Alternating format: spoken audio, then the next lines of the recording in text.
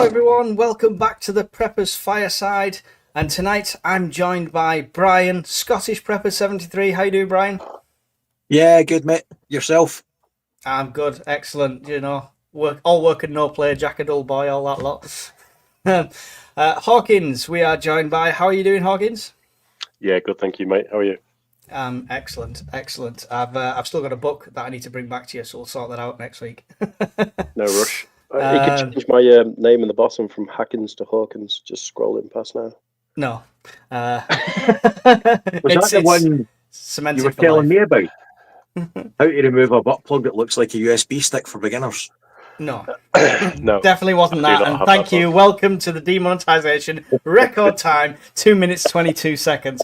Good to see everybody in the chat. Thank you for being here. We have a starred comment already. What's that? Oh, that's a £10 super chat from Glass Future. Keep up the good work. Love this community. Thank you very much for your donation. As I say, when people do the super chats, it stars it automatically, so we won't miss it. If you have got a question and you can't do a super chat, no problem. Put it in capitals, and I'll try not to miss it. Good to see our moderator in there, Rift Security, Chief Moderator and Top Boss, Miss Worm, is in there, keeping you all in check and posting the links and telling you what to do, so pay attention to her more than us. It's safer. We will be joined later on by the Bombardier as well. He's just finishing off digging another layer down in his fallout shelter for his back garden, so once he's finished that, he'll join us. So, gentlemen, we're here to talk about Hawkins' profile picture. The big, ominous mushroom in the sky. Not necessarily nuclear war, but World War III. Because I did a video recently, fear-mongering Mikey, at top level, but talking about World War III because it's in all the head tabloids. Like, basically the Prime Minister's turned around saying we need to be ready for it. Well, do something about it then. So the question is, how can people be ready for it? So we'll start with finding out, stay informed, being aware, news sources, stuff like that.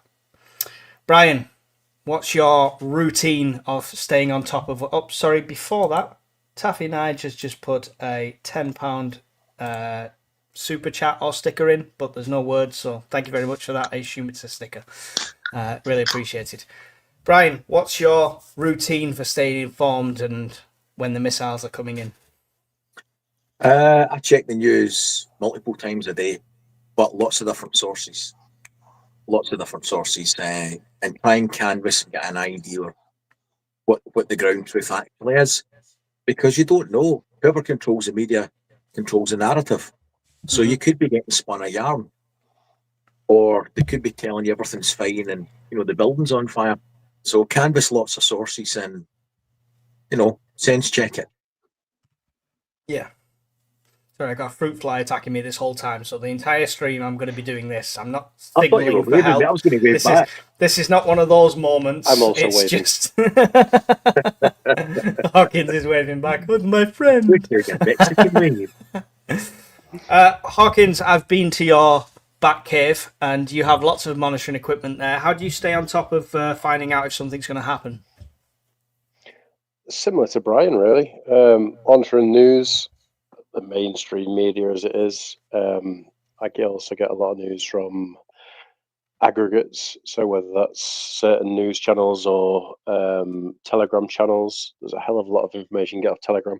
And I'm not saying it's all pro-Western media, but you've got to look at both sides of it to find the middle ground. Then you've got a bit of radio, and it depends, I suppose, how bad the situation it is that you're trying to monitor the news in. But the internet's up, mate. It's a mixture of mainstream media, Telegram, YouTube, and probably chatting to you lot in Discord, to be honest. Yeah, I mean, I'm getting alerts on Discord before the news channels at the moment, so some people are on the ball with it, which is great for the community. Chronicles, thank you for the £10 super chat. Says the powers that be seem to want a war, don't they? Well, it seems to be leaning that way, definitely. Brian, with the mainstream media, I mean, we all know the Non-Biased Broadcasting Association has no ties to the government whatsoever and gives us nothing but honest truth all the time. So how do we see past potential propaganda? Look at your multiple sources. Look at what's happening in Discord. Look at what's been happening over a period of time. What we're talking about today has been 3 to 4 years in the making. It's not like overnight a conflict's got to the stage that we're worried, oh shit, something bad could happen. Mm-hmm. A lot of stuff's been building up to this that we've been aware of. We've been watching hybrid attacks all over Europe. We've been watching a lot of cyber attacks and things. So this is all potentially culminating to a tipping point. Mm-hmm. Yeah. Hawkins, do you trust the mainstream media? Has they got some honesty in there? No. No. Just no. But it doesn't mean I don't read it. So I read everything, whether it's a YouTube comment, whether it's a Reddit comment, whether it's a mainstream media article, whether it's a Telegram channel. I listen to the Eastern propaganda, I listen to the Western propaganda, and somewhere within that, the truth's always going to lie in the middle of them lines, right? Well, I was trying not to say the middle, but that's what I was kind of looking for in my words there. But it's somewhere in that boundary, and it might be more towards one way than the other. But the truth's in there somewhere. But you'll never get the truth by listening to one side, because history is always written by the winners, and at the moment we think we're the winners, and in the past, don't want to say too much, but everyone's corrupt. Yeah, whether it's Starmer or the BBC or whatever. So you just gotta have a little look about. Yeah. Taffy Nige, I'll read his question because he did give us a super sticker. Thank you for that before. What media do y'all trust the most? So, Brian?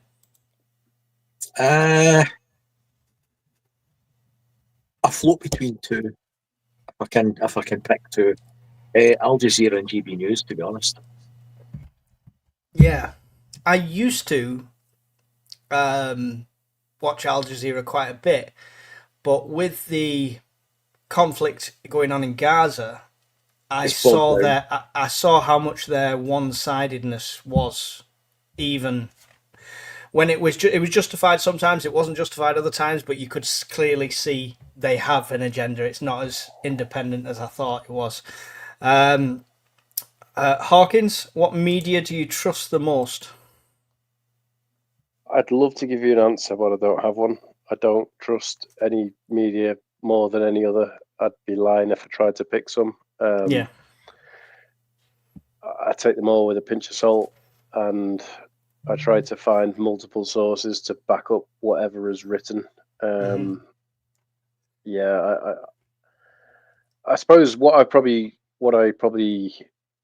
trust most is when I see video footage coming over Telegram or a YouTube thing of actual on the ground, somebody's recorded it with a phone, and I can see it for my own eyes, and even then it's being independently verified to have not been repeated from another war zone that's thrown up saying, oh look, this is Gaza now, but actually it came from back when we were launching Tomahawks into Iraq or something. Do you know what I mean? It's got to be verified to what it is. S2 Underground actually is probably one of my, if you ever seen their YouTube channel, they're probably one of my more trusted sources.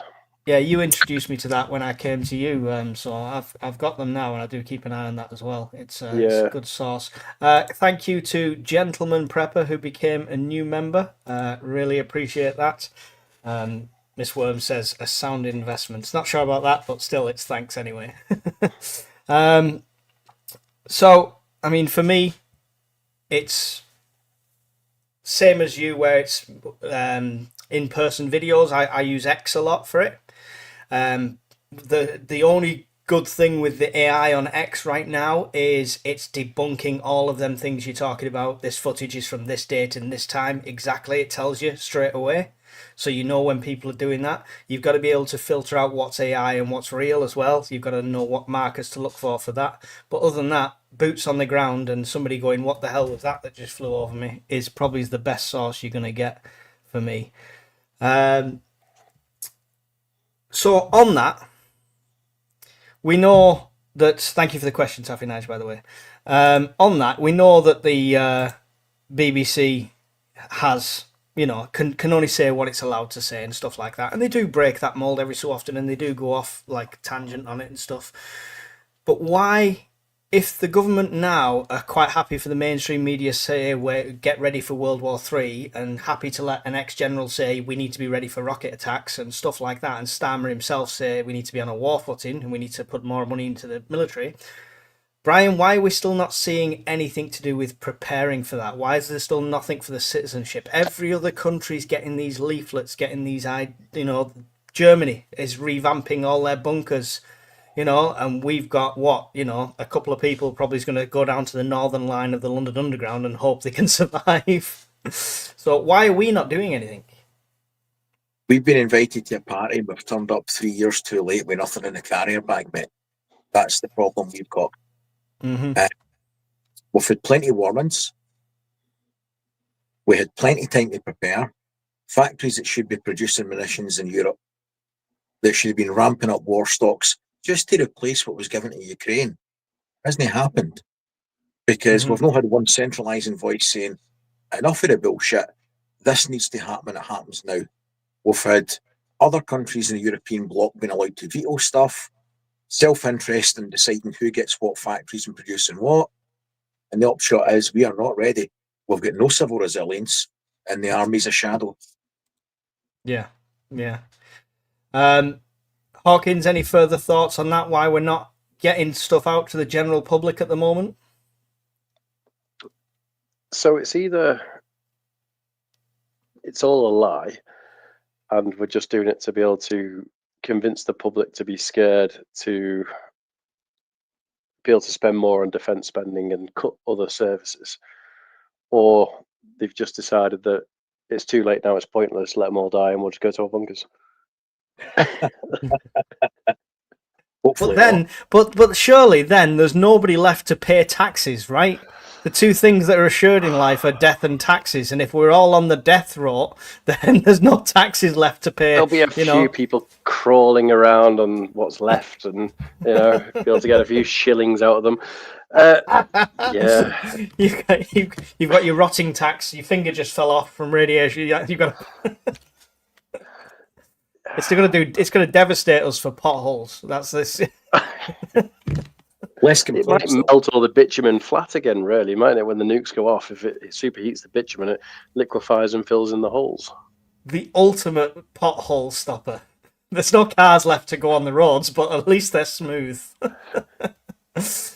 We're not laughing at the potential of World War III. We try and keep some stuff light-hearted on here for anybody that's new. 151 of you in here at the moment. So if you're new to the channel, don't forget liking and subscribing is absolutely free to my channel as well as Brian's Scottish Prepper 73. So make sure you do that if you don't do anything else.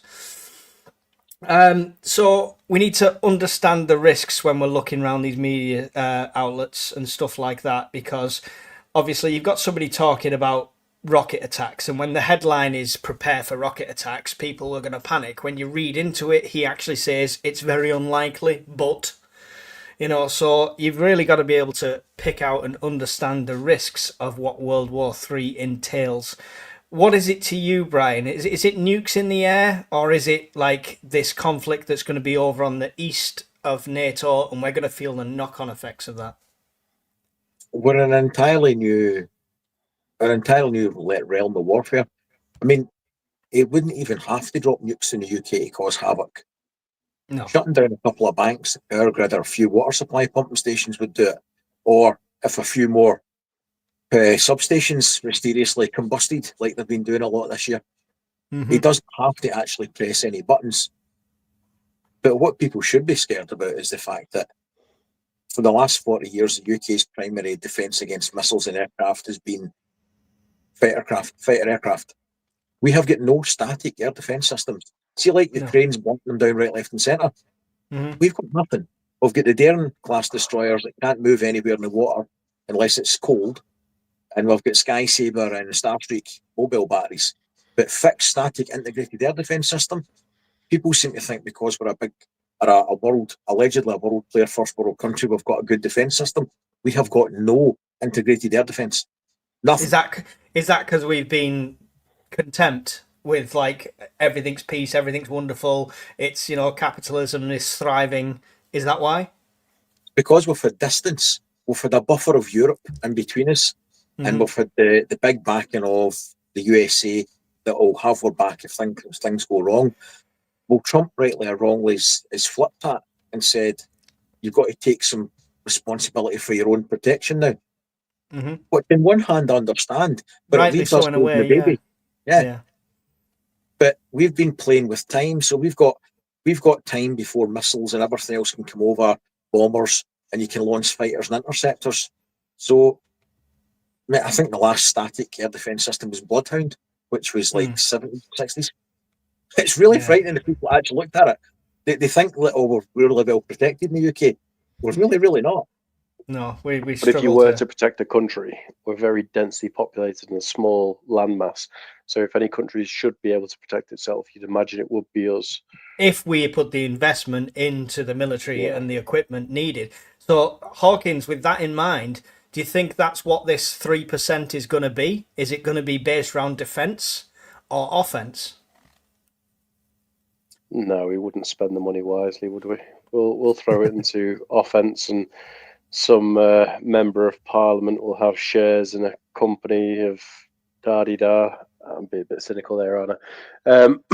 I think there'll be a balance of the two. I think we need to look to upscale the defensive capabilities from missiles, and whether you're looking at the Israeli model or Patriots or our own numerous ones that we've got in action, although from reports, quite a few of them being taken out in Ukraine over the last couple of days from Putin potentially being a bit angry. But I do think air defence definitely needs ramping up.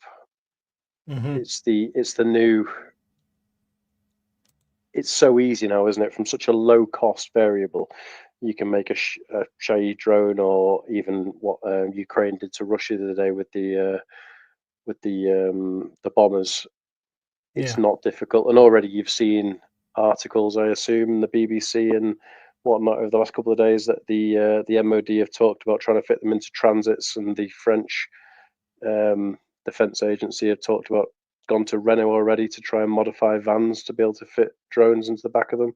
So yeah, I think they've unlocked a new version of warfare once again. Not only do we now drop grenades from drones, but we're now looking to deploy drones remotely from civilian-looking vehicles, if you know what I mean. So it's another step down the scary ladder, isn't it?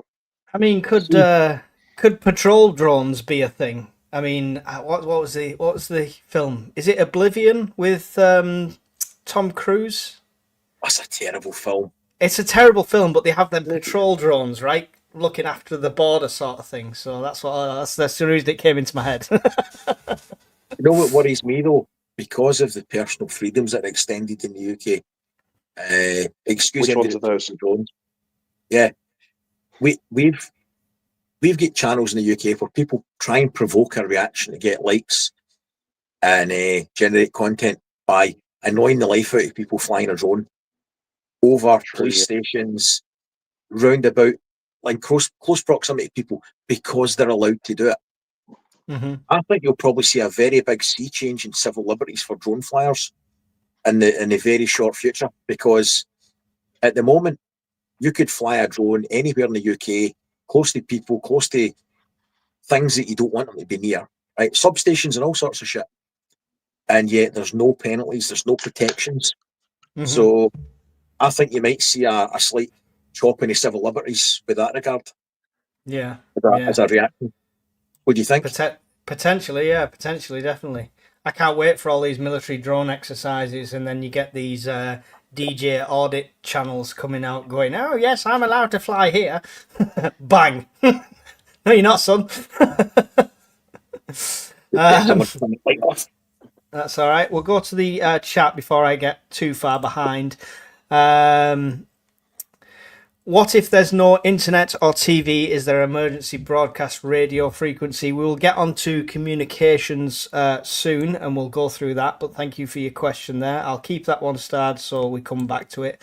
Agenda-free TV is good on YouTube for breaking news coverage. Pretty well balanced, says John C. So check that out. John, if you don't mind, just stick a link in the what to watch section on the Discord. That'd be great. Chef Tech is in the house. All media is one-sided. Watch different outlets and formulate your own opinions. There we go. Do your own research. Always good advice. Glass Future became a YouTube member. Thank you very much. Appreciate that. What paper is that, Brian? She says. Lady J. Did you mention a paper? Not I know of. All right, okay. We'll elaborate on that, Lady Jane. He'll answer for you. Snapdragon says cyber attacks. So, I mean, that's where I'll stop it, because that takes me on to how they will attack and stuff like that. Before we start talking about the preparedness side, please stick around for that. It is going to be a longer one this evening. So, cyber attacks, it's not a case of will they do it. They're already doing it as far as I'm concerned. It's already happening. You might see these Tesco and Marks and Spencer's and Co-op ones as testers, as, you know, can we get through this security? Oh yes, we can. It's actually relatively easy. And that also could be where we invest our extra couple of % of GDP. Cyber attacks, Brian, do you think that's the way forward? Do you think that's more likely than preparing for rockets to hit your roof? I think it's part of the threat axis that we face, but it's a poor man's nuke. So, two things with that. One, you've got plausible deniability, right? Yep. Two, the cost to do it is very minimal on their side, but the effects, if it's successful, could be extreme for ours. We're a technological and service-based country, and it doesn't take much to tip that over the edge. You've had Santander, McDonald's, Morrison's, the Co-op, Marks and Spencer's, all big companies you would expect to be good cybersecurity, and they've all fallen, and they've all had a larger than life effect on you, me, and everybody else. So, yeah, it's going to happen, and it is happening. Yeah. Some big effects on some of the more remote Scottish islands. We've got some friends on from the Discord that are on the remote islands, and the only shop on there is a Co-op. So, I mean, it really did affect them as a mini little SHTF situation there. Hawkins, cyber warfare, is that what we're looking at for this World War III? Is that the initial point of contact, do you think? Yes, and if we're lucky, it might be the final. I think, judging by what's happened in Ukraine, NATO, and Russia, and everything, even Putin is reluctant to throw nukes about, because nobody wants to throw nukes, apart from me when I get angry at road rage. But nobody wants to throw nukes. So, as you said, the plausible deniability of, oh, I never took your electricity grid out. Oh, I never emptied your reservoir. I never opened all the sluice gates, and now you've got no water left for your population of 60 million people. All those sorts of variables, and there's an infinite amount, isn't there? Whether it's flooding chemicals into water supply, or taking down the grid, or shutting down hospitals, like the WannaCry thing that went off, or whatever it wants to be. It's so easy, as you say, plausible deniability. It's nothing to do with me. It must be in North Korea, must have been Iran, must have been, I don't know. Yeah. Australia, for all you care. It doesn't matter. So it's so easy to blame. So yeah, I think cyber attacks are the first and hopefully the last. I hope it would never go past that. The thought of, as you said, the British general or ex-British general saying that there'd be missiles coming down on the UK, that's a slightly scarier. It's probably scarier for us as how densely populated we are than, say, like Russia themselves, where they might have a munitions factory, but nobody's living down the road from it. Whereas we build Storm Shadow missiles in Stevenage, which is populated down the road. It's scary. I know you've got family there, but apart from that, who would miss Stevenage? Well, wait till I tell my Auntie Susan. But yeah, it's true. We're more densely populated, so our military targets are on our doorsteps. Our nuclear targets are on our doorsteps wherever we are in the country. If you're not in proximity of any of them, you're very lucky, and you're in a very unique area. Because even people who think they're out, oh, I'm out in the sticks, I should be fine. If you're out in the sticks, but oh, hang on, RAF Leeming is right there, you're suddenly not in the sticks as much. So it's a scary thought, the rocket side of things. if it doesn't stop there, the effect, I don't think the effects of missile strikes would reach us anyway. They've got to, I mean, they'll have to be taking France before they could get to us, right? Or consider us a viable target. I know the range they could get to us, but are we the primary target at this stage, Brian? Well, let's think about it. He has singled out the UK for an unhealthy amount of attention throughout all of this. Whether it's that shit's bad for you. Whether it's true or untrue, there's lots of countries in Europe been supplying Ukraine with arms. There's lots of them been public supporting. But there's very few have been directly threatened by a nuclear attack like we have on numerous occasions. I'm not saying he's going to do that, but what I mean is he's directly threatened the UK on numerous occasions, more so than he has said. He said to other European countries like Sweden and Norway when they joined NATO, it puts them at risk. But he has repeatedly and by proxies on his media and the president, Dmitriev, or the prime minister, whatever it is, have routinely said we should get nuked and we're one small country or one Poseidon torpedo. So we're at the top of the naughty list, aren't we? Yeah, he's got an unhealthy obsession with smacking us with something. Yeah. Do you, from the outside looking in, Hawkins, Germany's preparing bunkers, France are mobilising military stuff, all the Baltic states have ramped up all the defences. Do you think the fact that we're not doing it and the fact that we've got protests on a regular basis walking through London and stuff like that at the moment, and a disdain for the government feeling across half the country, does that make us an easy target? I think we're a very easy target, really, being such a small island nation and so densely populated. We don't have really anything in the way of bunkers. I know you just mentioned about Germany looking to renovate theirs. Mm-hmm.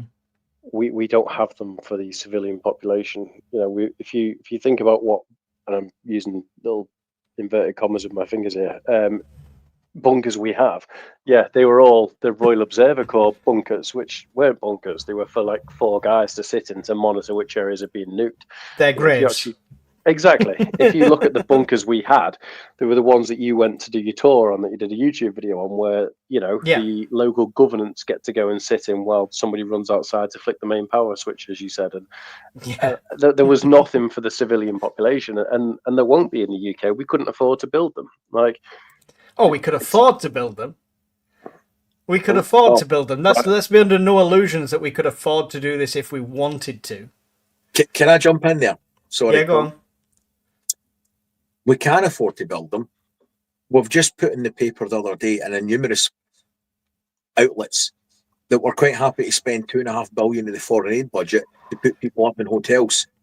Can I suggest a better use of our money would be in civil resilience than paying for a hotel bed for somebody that came in on a LILO? I mean, come on, that's nuts. Yeah. I get you. We'll skirt over that gently, that subject, because we know it's not liked. There's a petition just being thrown around. Actually, one of our petitions that we tried to go through Parliament, which is a bring back like a civil defence, a civil contingency thing. I'll try and find the link and post it in the Discord. But it's to try and get Parliament to debate bringing back the old civil defence corps and stuff. Yeah, the dad's army sort of thing. Oh yes, I want to be Manring. But Bugout Prepping and Survival is in the house. This is Lee from the Bugout Shop. For all your survival needs, go and check that out. It's much better than the shops that don't deliver stuff on time. We won't mention no names of the other ones. But Lee's a good one. Cyber attacks and defensive measures are ongoing all the time. That's what I've been told by someone who is in service working in the field. I'm fully aware of that. Yeah, definitely, 100%. And the amount of money big companies like Marks and Spencer's invest in cybersecurity is ridiculous as well. But it's a volume. It's en masse. It's you can only do so much. And yeah, I'm not sure how much resilience we've got in comparison with the amount that's incoming, because it's not one source that's cyber attacking us. It's all over the place, and it's been ongoing for years, and we've held out quite a lot, but companies get hit every day that don't make the news. I'm just starring your comments and getting to the bottom. I will come back to your questions and stuff later on, so please don't worry. And if I do miss it, well, sorry, that's your fault. Did you see a petition got kicked into the reads this morning? 611 people had signed a petition to stop the UK rearming. What the actual Farquhar? Was it Ivan, Vlad, You're always Dimitri? Some guy Vlad the Bad. I don't know who it was. You're always going to get that, right? You're always going to get that. You get that for every war. You get protests. You get conscientious objectors. And it would be lovely if we could all live in a society where there was no war and we could all sing Kumbaya, and it would be the Star Trek generation of one world, one world order, etc., and all that. And I'm sure there's some people, the powers that be, that want one world order, but not the way we're thinking. But it's you're always going to get that. You got to take that with a pinch of salt. Just hopefully there's not enough idiots to make a difference. Is probably what I'd say there. It didn't go very far. JP said, "Is that a link to Brian's OnlyFans?" No, you've got to message him privately for that. Feel free to do so. The French and the UK were doing military exercises off North Devon coast this week, drones included, says Denny. Thank you very much. Would World War III involve soldiers and conscripted citizens having to go overseas? Because that would leave us vulnerable to attack by young fighting men that have come into the country already, allegedly. So it's a good point that we all know the numbers are down in our armed forces, right? So if we get conscripted, I put a map up on my video that I've just done where it showed the Baltic states and where British troops could be stationed. So we're going to lose a lot of our force. I suppose, Brian, that's where you bring in the Dad's Army Civil Defence Corps, right? If we do it properly. If they do it properly, it would be probably in the first tranche, people that don't make or have been medically discharged or by age retired out the military first, I would think, would be the common sense approach.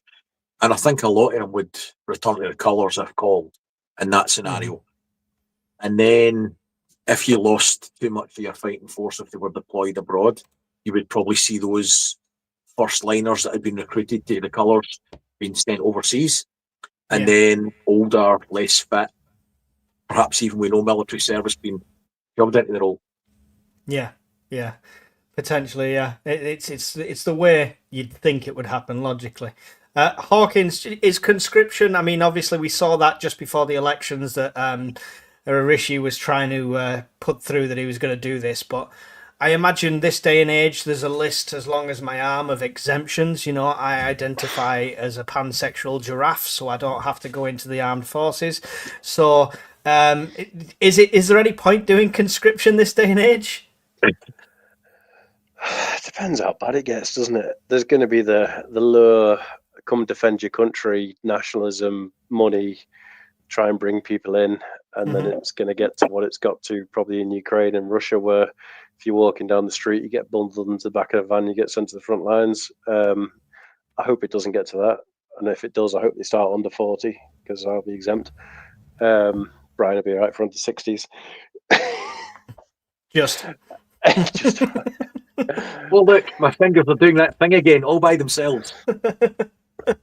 I think if it got to the point where we are having to conscript as the United Kingdom, the whole of NATO is going to be involved, isn't it? And actively at war with whatever threat we're talking about. So there's going to be a standing army of several million sort of standard and reserve troops. So I hope it wouldn't get to the point where they're looking for us three to jump up onto the front. No offense to us three, because obviously they're all prime, fighting fit young men, you know what I mean? But apart from that, I hope it wouldn't come to the point where they're having to conscript us three to jump on the front lines.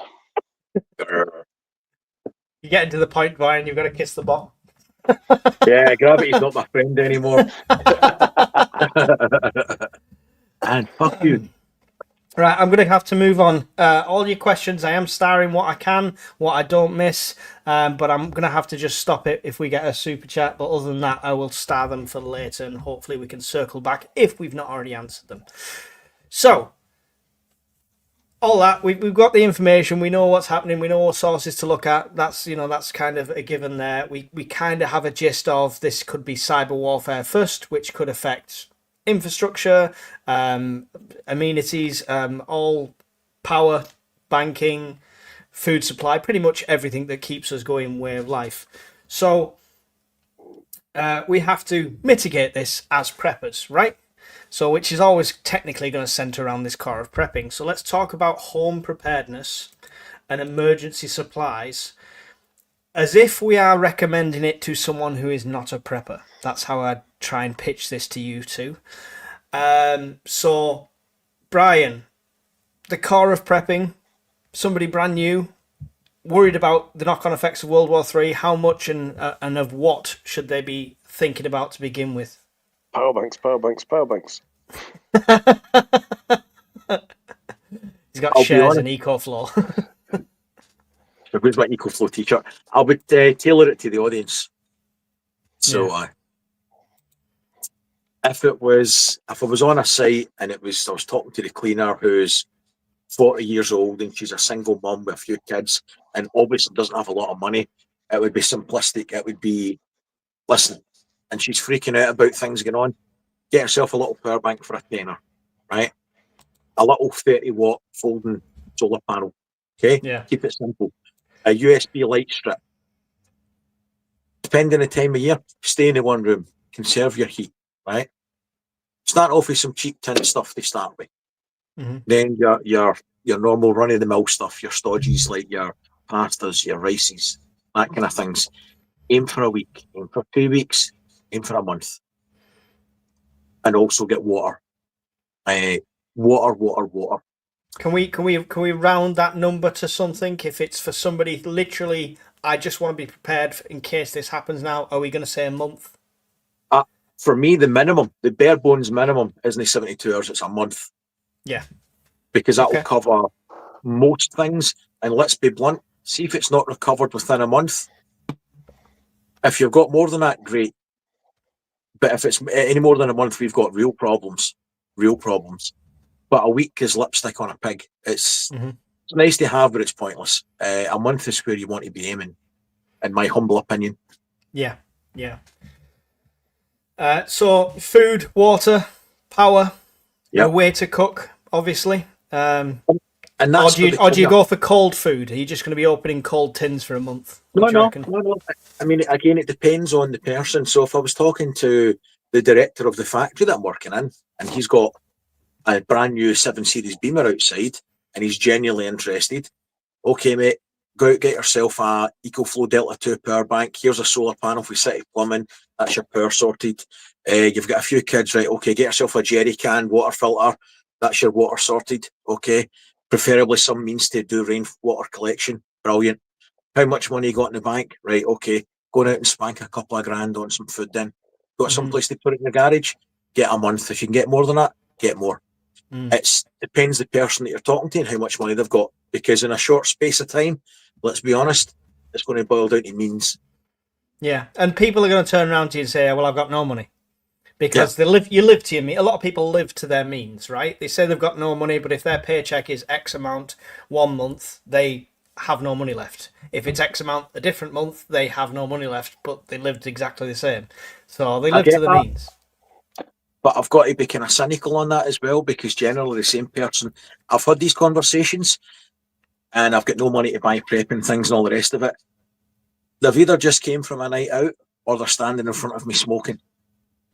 So I think it's a matter of priorities and where you see the threats. Definitely, yeah. Yeah, definitely. So that's water, food, cooking, stuff like that. Hawkins, what about first aid, hygiene, things like that?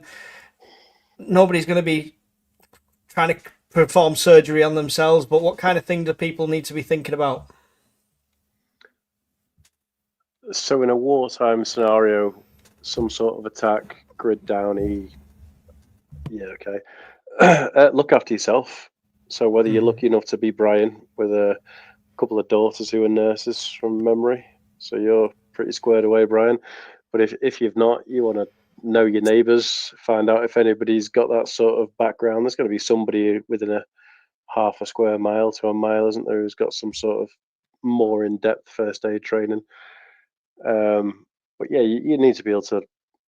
Um, let me go back to a video that I listened to this morning while I was mowing the lawn. Do you remember Did you see the one that was shared on Discord the other day about the guy who survived Helene? Yeah.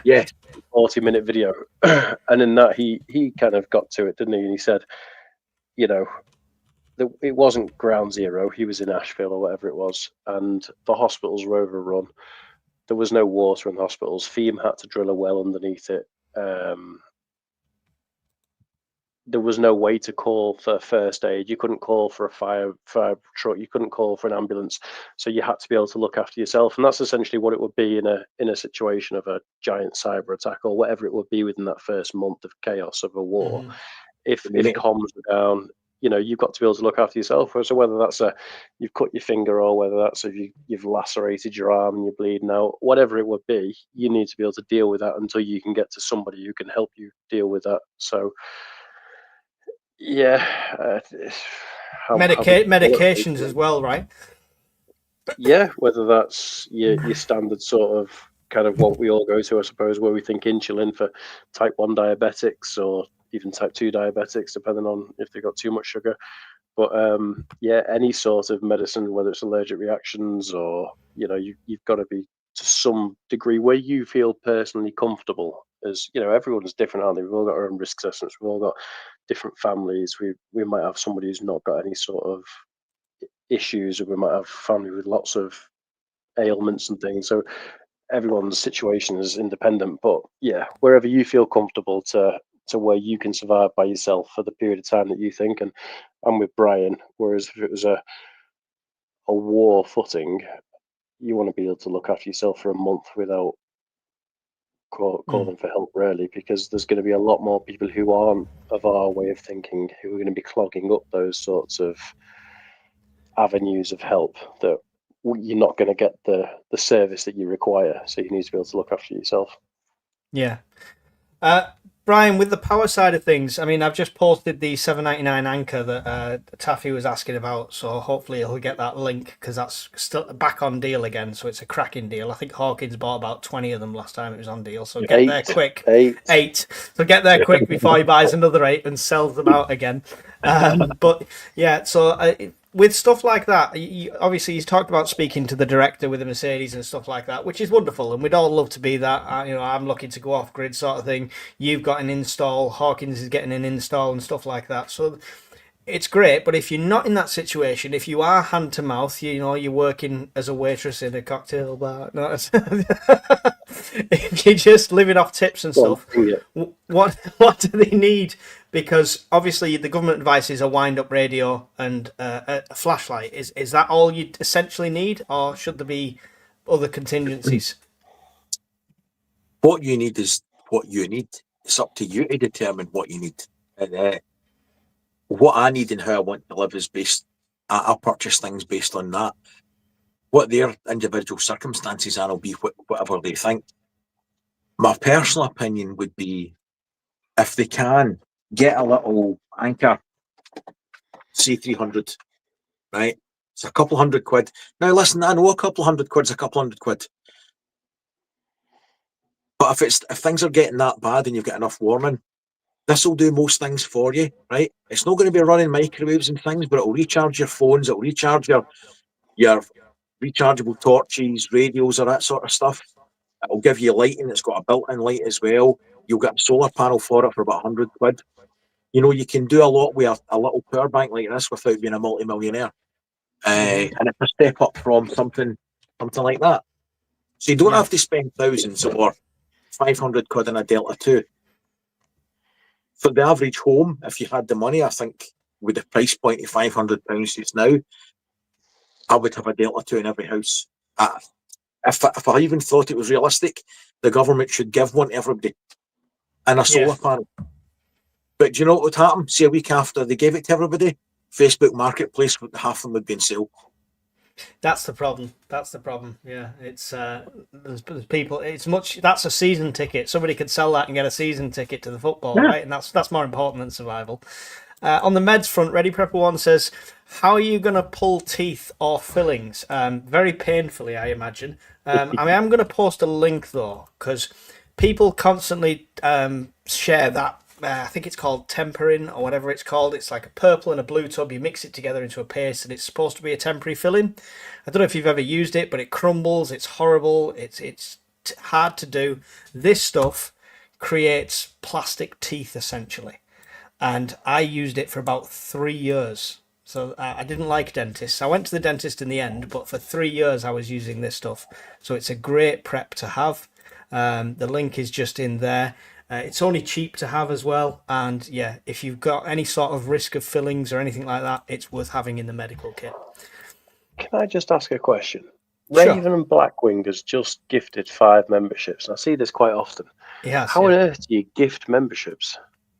I think there's a button down like where you do the donations. There's an option for memberships as well, and it goes to 5 random people. So that's it's appreciated, Raven. Thank you very much. Got you. So it's equivalent of paying for membership 5 times yourself, but it's assigned to random people. So Fair play. thank you very much. It's appreciated. So yeah, where were we at? Medical supplies, hygiene is part and parcel with the medical supplies, flashlights, stuff like that. Power backup, we've covered. The last one, which sounds a bit stupid for home preparedness, but heating and shelter should be a consideration. So you did a video, Brian, where you cut the power off and you put the Delta 2 on sort of thing and a few other power banks to run stuff. But if you've only got a blanket. But if you've only got a 2 kilowatt halogen heater, that's going to go in no time at all, right? So what would you recommend heating wise? Everybody stays in the one room. Nice big fluffy sleeping bags if you've got them, or you make a game of it for the kids. You make a tent inside the living room. Preserve your heat, right? Yeah. And it's got to be fun, right? Make it an adventure. We're going to camp out, right? You're minimising the light you need. You're minimising the heat you need, and it's fun for the kids, right? At least initially, you can make a game of it, and hopefully it won't be a long game, but you could certainly do that. If you wanted something a bit better, you can easily run little C300 and a electric blanket. I'll run it for about 7.5 hours. Mm-hmm. Yeah. And then you stick it out in the garden the next day, plug into your solar panel.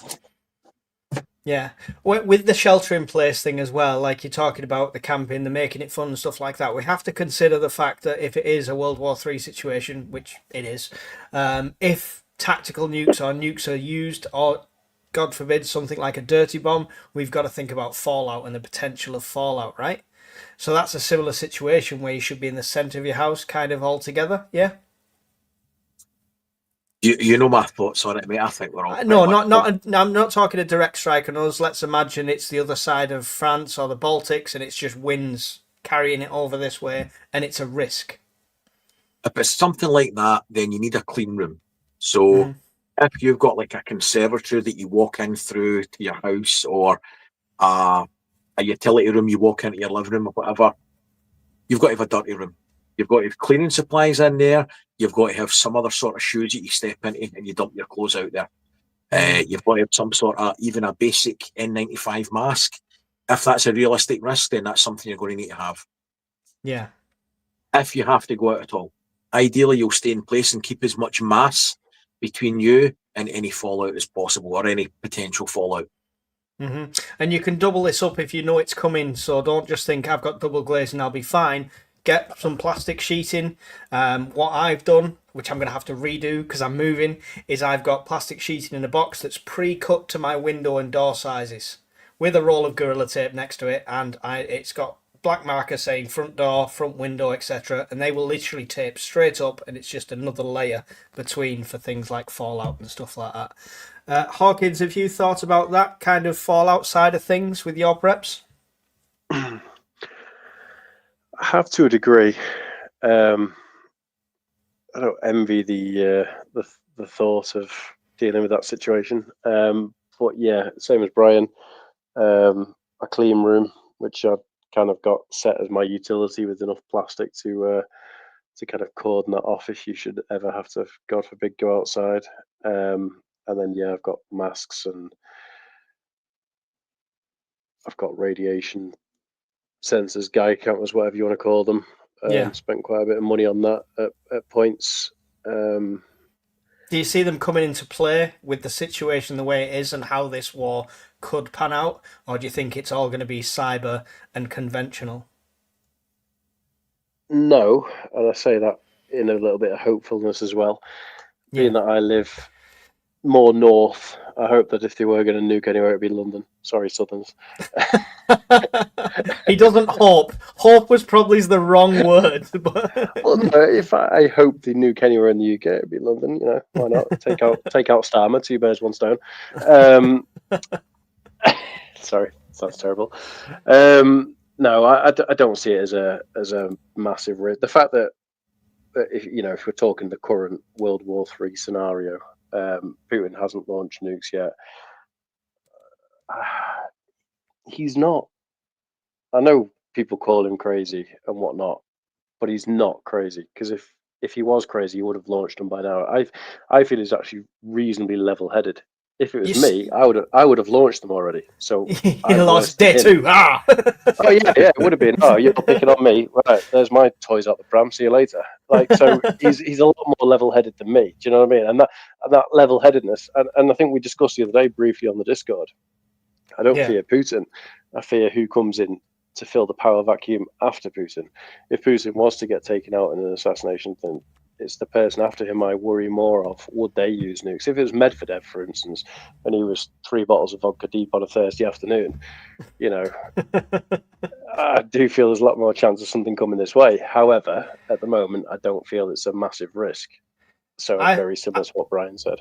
I hate to say it, and it's not fear-mongering anyway, I think we'll see use of them in a tactical sense. Smaller tactical nukes to try and end it quickly, like on Ukraine. Never onto NATO. I think he would be if it went onto NATO, then that's it. It's game over, But on Ukraine, we could potentially see that at some point.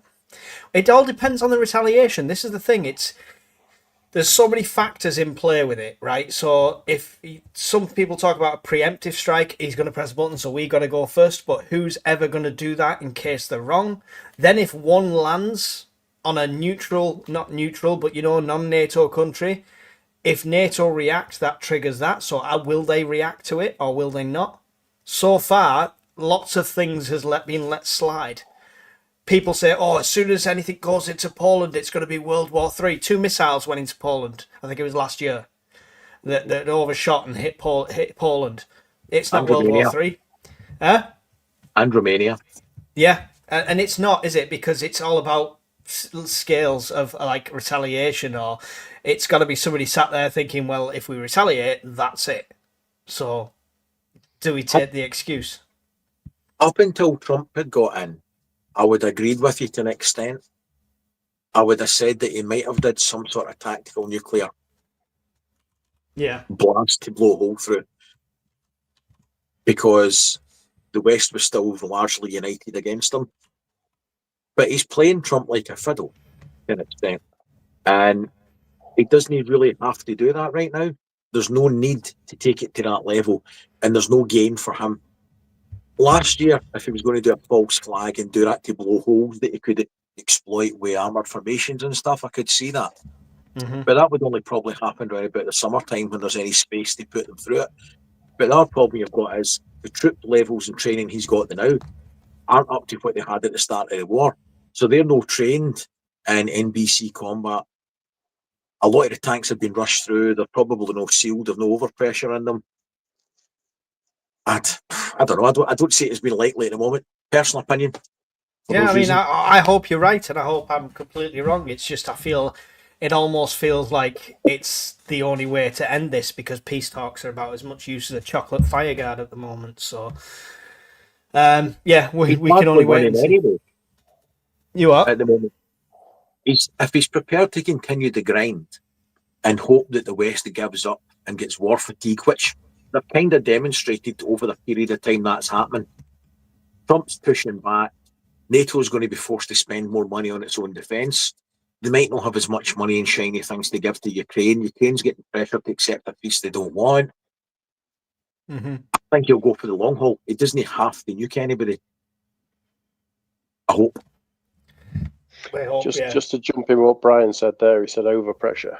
Going back to what you asked me about preparing for nuclear war and things, I have blower door tested my house to see the leakage of air coming in and out of the house through all the cracks and crevices, and spent a lot of time sealing those cracks and crevices, whether it's pulling sockets and light switches and light fittings off plasterboard and whatnot. And I have also installed 4-inch holes through the wall above the first floor and created what I deem through my research to be something that would filter out a contaminant, so I can actually positively pressure my house and it works. And I've done that with a I can't remember the name of the thing now, but yeah, a air pressure monitor that will monitor inside and outside and show you how much of positive pressure. So I did go to the extent of doing that to the house. That was about 18 months ago. Wow. And you still Don't didn't have judge me. solar. I still didn't have solar at the time. I hope my wife's still watching this, because the shit she says she puts up with, you get away with murder, right? Compared to what I've done, you're on a different level. I'm a saint compared to you. Some people do say I'm weird. No, I agree. I think it's a great idea. Yeah, I mean, it's very interesting. I think, is that for the pressure of a direct strike above, or No, that's just to be able to positively pressure the house with clean air from outside. so that I more could like the guarantee fallout that side of things? fallout wasn't coming in through the crevices and stuff. Yeah.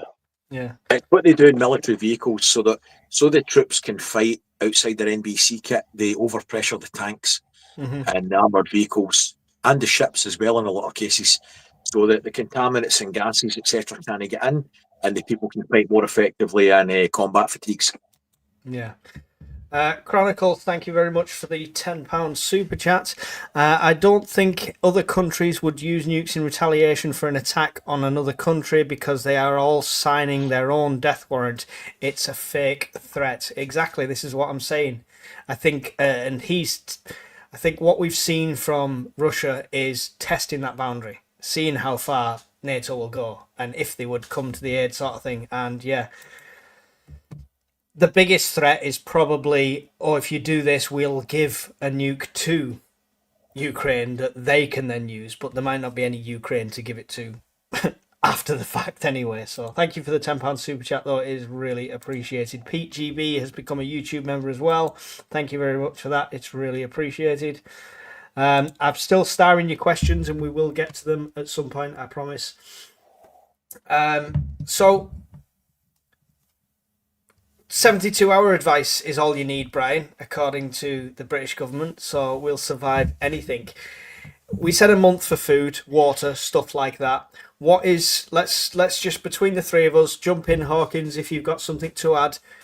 What is the essential kit for the new prepper if it's World War III he's concerned about?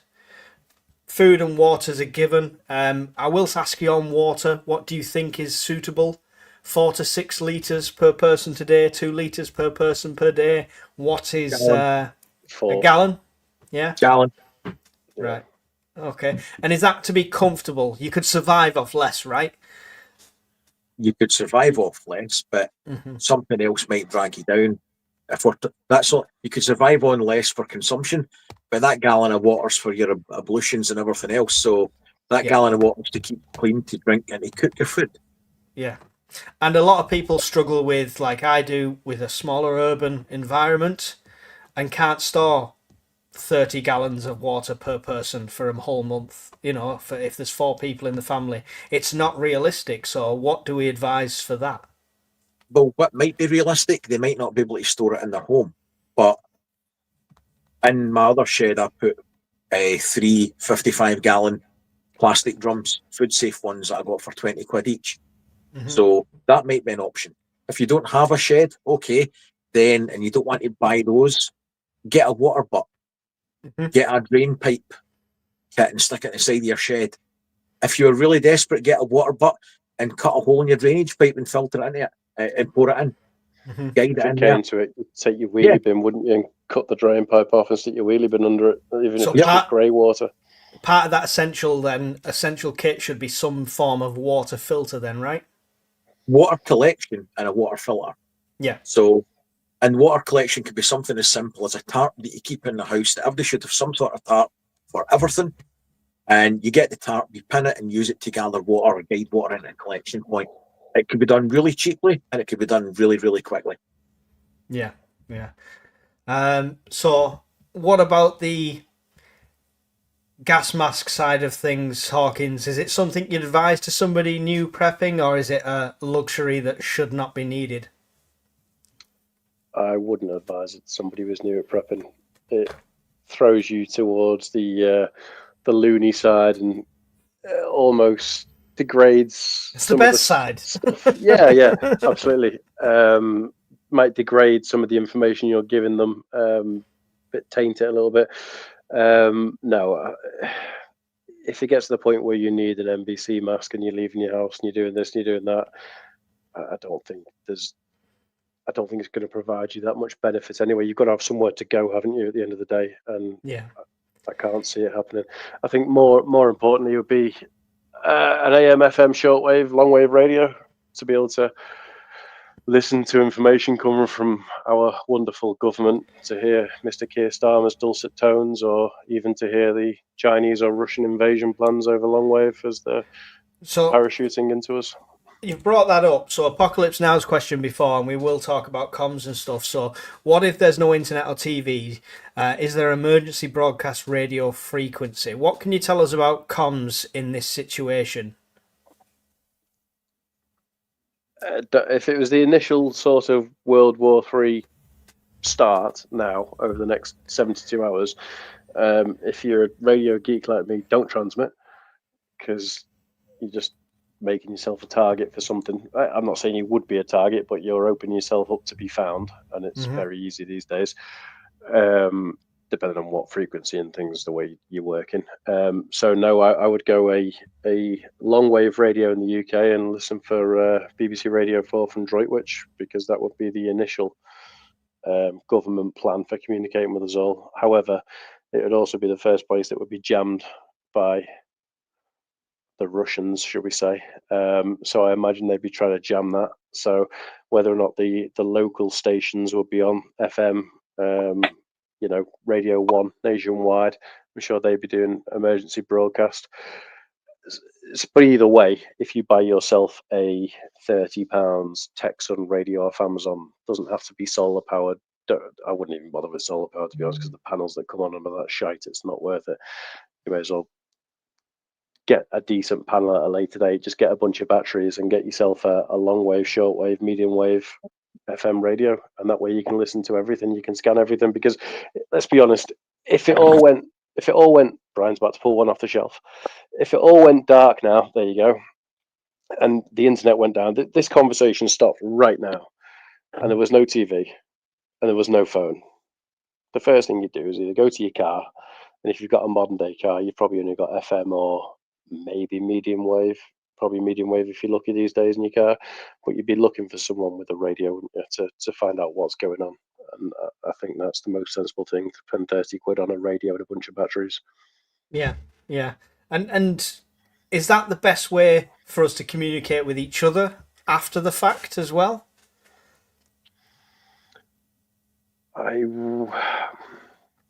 So if you look at Ukraine, for instance, ham radio was banned for the first 6 months of the war by the government, and it may still be in certain oblasts, which is basically regions of Ukraine. I'd need to check in on that, but for the first 6 months it was, before they lifted the ban on amateur radio. And the reason for that is, if you're transmitting, you become a target, don't you? Now, the distance we are from said bad guys Russia to here, the odds of them intercepting a local UHF VHF transmission are slim to none. It's line of sight at the end of the day. But if you're next to them, as in the neighbour, then Ukraine, obviously, it's much higher. So again, you go back to you don't want to be talking for the sake of talking. You want to listen more than you talk. You want to do burst communication, such as where Meshtastic and Mesh Core and things like that come in, because you can say a lot of characters in the click of a fingers, and you've just sent out a text message, that's much further than you could talk in the same distance, and you've left no footprint basically because it's only been transmitted for 0.1 of a second. So those sorts of burst communications are brilliant. HF, if there's any radio geeks listening who can do NVIS, where you're bouncing it off the ionosphere and straight back down, very hard to triangulate. But let's put it this way, if it was to kick off right now over the next 72 hours, I wouldn't transmit a thing from my position. I'd just listen. And then if I was to transmit, as I've got a wife and a kid in the house, I would take my ham radio gear several fields away, and I'd set up a portable rig, and I'd transmit from there and then come back to my premises afterwards and listen in. I wouldn't risk it at first, because what would be the point? So yeah, the takeaway from that is listen, transmit only if you have to. So, I mean, every other prepping channel will tell you in your 72-hour kit, you need a Baofeng type radio sort of thing to communicate after SHTF. Would you advise that to a new prepper, or would it be a bit more like the radio just to listen in? And if you needed comms, would it be more like the walkie-talkie style just for local community? I would not recommend the Baofeng to a brand new prepper. I would recommend just a receiver, like we talked, FM, shortwave, long wave, medium wave, because they wouldn't know what frequencies to transmit on or where to find people. If you just bought a Baofeng, you need to know the calling frequencies and what part of the band we play on. Unless you know somebody else who lives on the next street that you want to talk and you've shared a frequency in advance, it's pointless. No, I'd go down the receiver route and just stay on that nice level-headed. Yeah, it'd be pointless. It would take too much time to instill the little bit of knowledge that is required. And even then, I'm often asked that, Miss Wayne, blink twice if you need saving. Interesting. Sorry, got sidetracked there. Sorry, I didn't realise Mrs. Hawkins was only just in the house, so... Mrs. Hawkins, Brian would like to thank you for making him seem sane to his missus.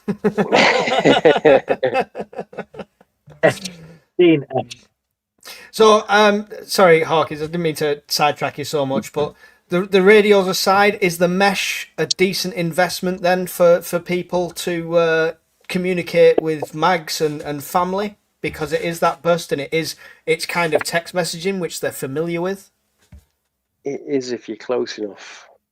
So Brian, who's got family within a couple of miles, we've discussed previously, brilliant solution, fantastic solution. If it's me talking to you, Mike, no, obviously. Yeah, not yet anyway. No, yeah, it's UHF, it's line of sight, yeah, it's low power. It's got its uses locally amongst a group of similar minded people, but no, for long distance comms you have to step up to ham radio and Starlinks and things like that. Yeah, Miss Worm asked for a link to the radio. I'm not sure which radio Brian has, but that's the wind up AM FM radio that I've got as part of my emergency kit. I've just put a link in for it there. I'd recommend anything by Texon. Texon? TECSUN. Texon. You can spend as little as 30 quid, you can spend as much as 300 quid to do different types of radios, but they are very good receivers. Okay, cool. Great advice there. So Texon, keep an eye out for that. What's that? I can't see it, but it's too bright. It's a little mini AM FM radio. I bought it for Amazon. It's a Indian one, and it's low power consumption. I think it was about 20 quid. Mm-hmm. And the wind up ones, the hand crank ones, they're 20 quid a pop. There's boxes in there, but I'd get this before a wind up one, because we've got stacked the batteries in most houses. Yeah. I mean, I got the wind up one. The one that I've linked is wind up, but it also takes normal AA batteries. It also has an onboard lithium ion battery, so it's like got several ways to power it, and it's got a solar panel mini one, which I don't think is going to do much unless you leave it out for 6 days or something. You might But generate it has, a lot of power as the nuke goes off, and then it'll stop. yeah. Look how charged I have gone. That's the last thing Brian's gonna do. He's the last thing when the flash happens. He'll be posting a picture on the Discord of how much percentage charge he's getting through all of his panels. He'll be like, "Look at this, guys! It's a mitt." I was hoping Bombardier would be on, but he must have got held up digging that last layer of his nuclear bunker in his back garden. So I will talk about it though. What I want to touch on briefly is army surplus stuff and things like that, because we talked about the food, the cause of prepping and stuff like that. But gear, as in we talked about masks, talked about NBC suits and clothing, things like that. The army surplus stuff is either completely sworn by preppers or completely sworn off by preppers. What's your stance on that, Brian? I think the short and the long drop Bergens are a gift. If you're looking for a woven backpack that's getting dragged about fields, over fences, covered in shit, zip cleaned out and still works, then you can't go wrong. In my humble opinion, I think they're an excellent backpack. I've got a few. I don't buy much other army surplus stuff other than body armor. You mean you're not head to toe in DPM when it hits? No, and I mean, what you buying it for? Is it if it's a cheap item of clothing to keep you warm that's resistant to damage? Then there's lots of sources that will make you a bit more grey man than running about looking like a chubby version of John Rambo that's let himself go. I mean, so yeah, the grey man thing. How relevant do you see it? That. Okay, go on. What buying any bit of clothing or any bit of kit? What are you trying to achieve? That's got to be the question first. What do you want it to do? Yeah, 100%. If you want an item of clothing that's going to last long, it's easy fixed, it's field proven, then yeah, army surplus stuff is you can't really fault that. Generally, value for money, the price point's good, it's easy fixable, there's lots of it. So in that respect, it will do the job. Do you want something that's covered in camo? You don't have to get camo. You can have olive drab, you can get black. So it just depends what you want. But there's loads of other camping gear. The reason I kind of like roll my eyes a bit at the whole grey man thing is if you're prepped, you shouldn't be going out in times when there's people all over the streets anyway, right? And the reason I've got camo stuff and some military stuff as well is because if I bug out, I'm 1 mile up the road, I'm into the countryside, and I'd much rather blend in there at a distance than blend in round the city streets of London sort of thing, because I shouldn't be roaming round there in them kind of times anyway, even as a grey man. If it gets to that stage that people are looking at you and they're making a judgment call how you're dressed, it doesn't really matter because they're looking at you as a resource that they can consume. Whether it's you're wearing a pair of jeans, or a pair of DPM combats, it doesn't really matter to them. It's just something they can consume and take. So it's kind of relevant to me. Miss Worms on the ball with the plugs here. That's how you grey man. Hawkins, have you got some head to toe DPM like me, or are you not bothering? I'm not qualified to talk in this because I don't own any DPM apart from. Or MTP. I'm not judging which camo pattern. It could be German fleck turn. It doesn't matter. I've got a tarp from many moons ago when I was young, and I've got a ghillie suit for what would be hunting in.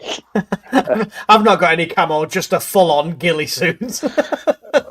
Well, a ghillie suit, and that would just be for hunting, really. To Yeah. you know, Not for lay low. urban environment. Not what's that bush walking down the street? No. No, rather a fat Just bush anyway. me casually walking down the road with a radio. So, unfortunately, I'm not qualified to discuss. So, right, what I will say is Taffy Nigel's bang on. X-Mill stuff is good for low budget. It's also good because it's tried and tested and used, and it doesn't have to be for the purposes of, bugging out and hiding in the wilderness and, covering yourself in cam cream. I won't go. I was going to go on to a tangent there, but I'll avoid it. And the airsoft Don't. rifle. Don't do it. Don't do it. But it like if you look at things like the Norgies, which are like the fleeces, and you look at things like the extremely cold weather stuff, you can get it like at a fraction of the cost. Go and check out Lee's shop at the Bugout. He's got loads of stuff like that. And it's fit for purpose. If you're trying to stay warm inside your house, you would be amazed at a layer of the extremely colds underneath your clothing will do. You'll be taking layers off. It's that warm. The sleeping bags, the military grade sleeping bags. When you talk about a 4-season sleeping bag, if you're going to go outdoors and go into an outdoor shop, you're paying through the nose for it. For a proper 4-season one, you can get ones that say 4-season, but you would never use it in winter. But you're paying through the nose for it. And so military surplus is kind of that for me. I wanted to go more into it with Bombardier here, so maybe we'll save it for another day on that side of things. So, yeah, we've got the core prepping. We've got power sorted. Radio comms are sorted. A more difficult one. Go on. I think a quick comment on power. Because price point's a major factor that people can balk at. If you've got a neighbour or a family member close by, and I mean like within a street or two, explore the option of buying a power bank between you. Mm-hmm. I mean, 500 quid power bank's 500 quid, but if you've got 3 or 4 of you in the street, and you're going to buy that and a panel for City Plumbing as a means to charge your phones or something for SHTF, it might be an option you could explore. Your little mag group, a group of like-minded people, you might not be able to afford a 500 quid power bank, but between 3 or 4 of you, it's a bit more bite-sized. It might be achievable. Mm-hmm. Definitely, and this is where community comes in. Community is key, right? So we started the Discord and the UK Prepper Network not to be one big giant network and we're all going to live in the same house, but to split people off into zones and get them introduced to each other. They'll decide who they trust and who they want to bring on board themselves, but getting that initial communication, that community is key, and things like that would be ideal. Somebody's mentioned it before about buying things in bulk, like even food supplies and stuff like that. If a group of them do it together, they're going to save a fortune. So it's not just power supplies; it could be all sorts in that front. I think Bombardier is on his way in. He's just arrived. He's just managed to climb out of the half-finished bunker. So hopefully nothing strikes tonight. While we wait, well, let's quickly go and check some of the questions because I'm about 6.5 million comments behind. Philip Hull, if Taiwan gets invaded, will there be collections for old phones like used to be for metal in World War II? So can this get semiconductors for drones? I mean, it's potential. It's potential. I've got a box full of old Nokia 3210s, so if they can make drones out of it, they're welcome to it. But yeah, good point. They won't be cutting down the railings of the church like they did in World War II anyway to build Spitfires. What's likely to happen to our finances and savings in the event of World War III? Good one, because we talked about hacking, right? So how safe is our money? Hawkins, what's going to happen to our finances in the event of World War III? The banks spend a lot of money putting that data onto LTO tapes and putting them into vaults, because that's not looking after you, that's looking after themselves, because they want to know how much debt you owe them. So they do spend a lot of time and money backing that data up on a regular basis. So yeah, there will be a record of it. It'll be outdated. So if you get told that you still owe your mortgage, just saying, "Oh no, I paid it off last week before the incident happened." I hope you can get away with that. Is this one of those things, Brian, where people start stockpiling precious metals and stuff, or is it a bit early for that? I think it's a bit early for that, but we've had examples of what happens when your banking infrastructure is attacked. So you've had Santander, Barclays already hit this year. So you go to the hole in the wall and it won't give you any money. Mm-hmm. You go to pay cashless because nobody takes cash anymore, and you can't buy your messages. So there's a very good reason to have cash in your pocket before we all go start buying gold bullion, in my opinion. Yeah. Did you That's hear the the- important quid in your hip. Sorry, mate. Oh, sorry, I was trying to jump in there and I interrupted you. Apologies. Did you hear the British General the other day on the video that was shared on the Discord? And he talked about one of the attacks could be tax records, Yeah, HMRC, and that was one that I had not thought of really. But how to fuck a country up, but to delete all the tax records of who owes what and how much is owed, and that would cause some chaos. I like how you're talking in theory, but it was only last week that the tax HMRC were hit by hackers and lots of data was breached. Yeah. So it's happening. It's happening. Good to have you with us, Bombardier. Andy, how you doing? Evening, guys. Evening. Yeah, I'm good, mate. Better late than never. You look pretty clean for being outside digging your World War III bunker. That's where I told everyone you were. It's because I'm rich, mate. I've got people to do that for me. Oh, you're supervising. he looks very fresh faced today. It's like you're 20 years younger little cherub. He's had a shave. I need to put a bit of a shave on. That's what it is. Brushed his hair. Oh, look, you're embarrassing him. Andy, we've just been talking briefly on army surplus and stuff like that, because we talked about the Cora prepping, what people should have in this kind of situation. And then we're going on to like the army surplus when it comes to gas masks, S10s, clothing, stuff like that. Yeah. And people are very either all for it or completely against it, thinking they're going to be Grey Manning in this. Where do you stand on this front? I think I've on the Firesides, mate, that we've done, I've always been quite open on the fact of when SHF does happen, nobody's Grey Man in it at all. Whatever you have on, and if you look like you're capable, regardless, mate, of what you've got on, if you're kitted up like you're in the British Army, or you're just cutting about like you're going to walk in the hills, people are going to go after you, regardless. So I don't subscribe to that one anyway.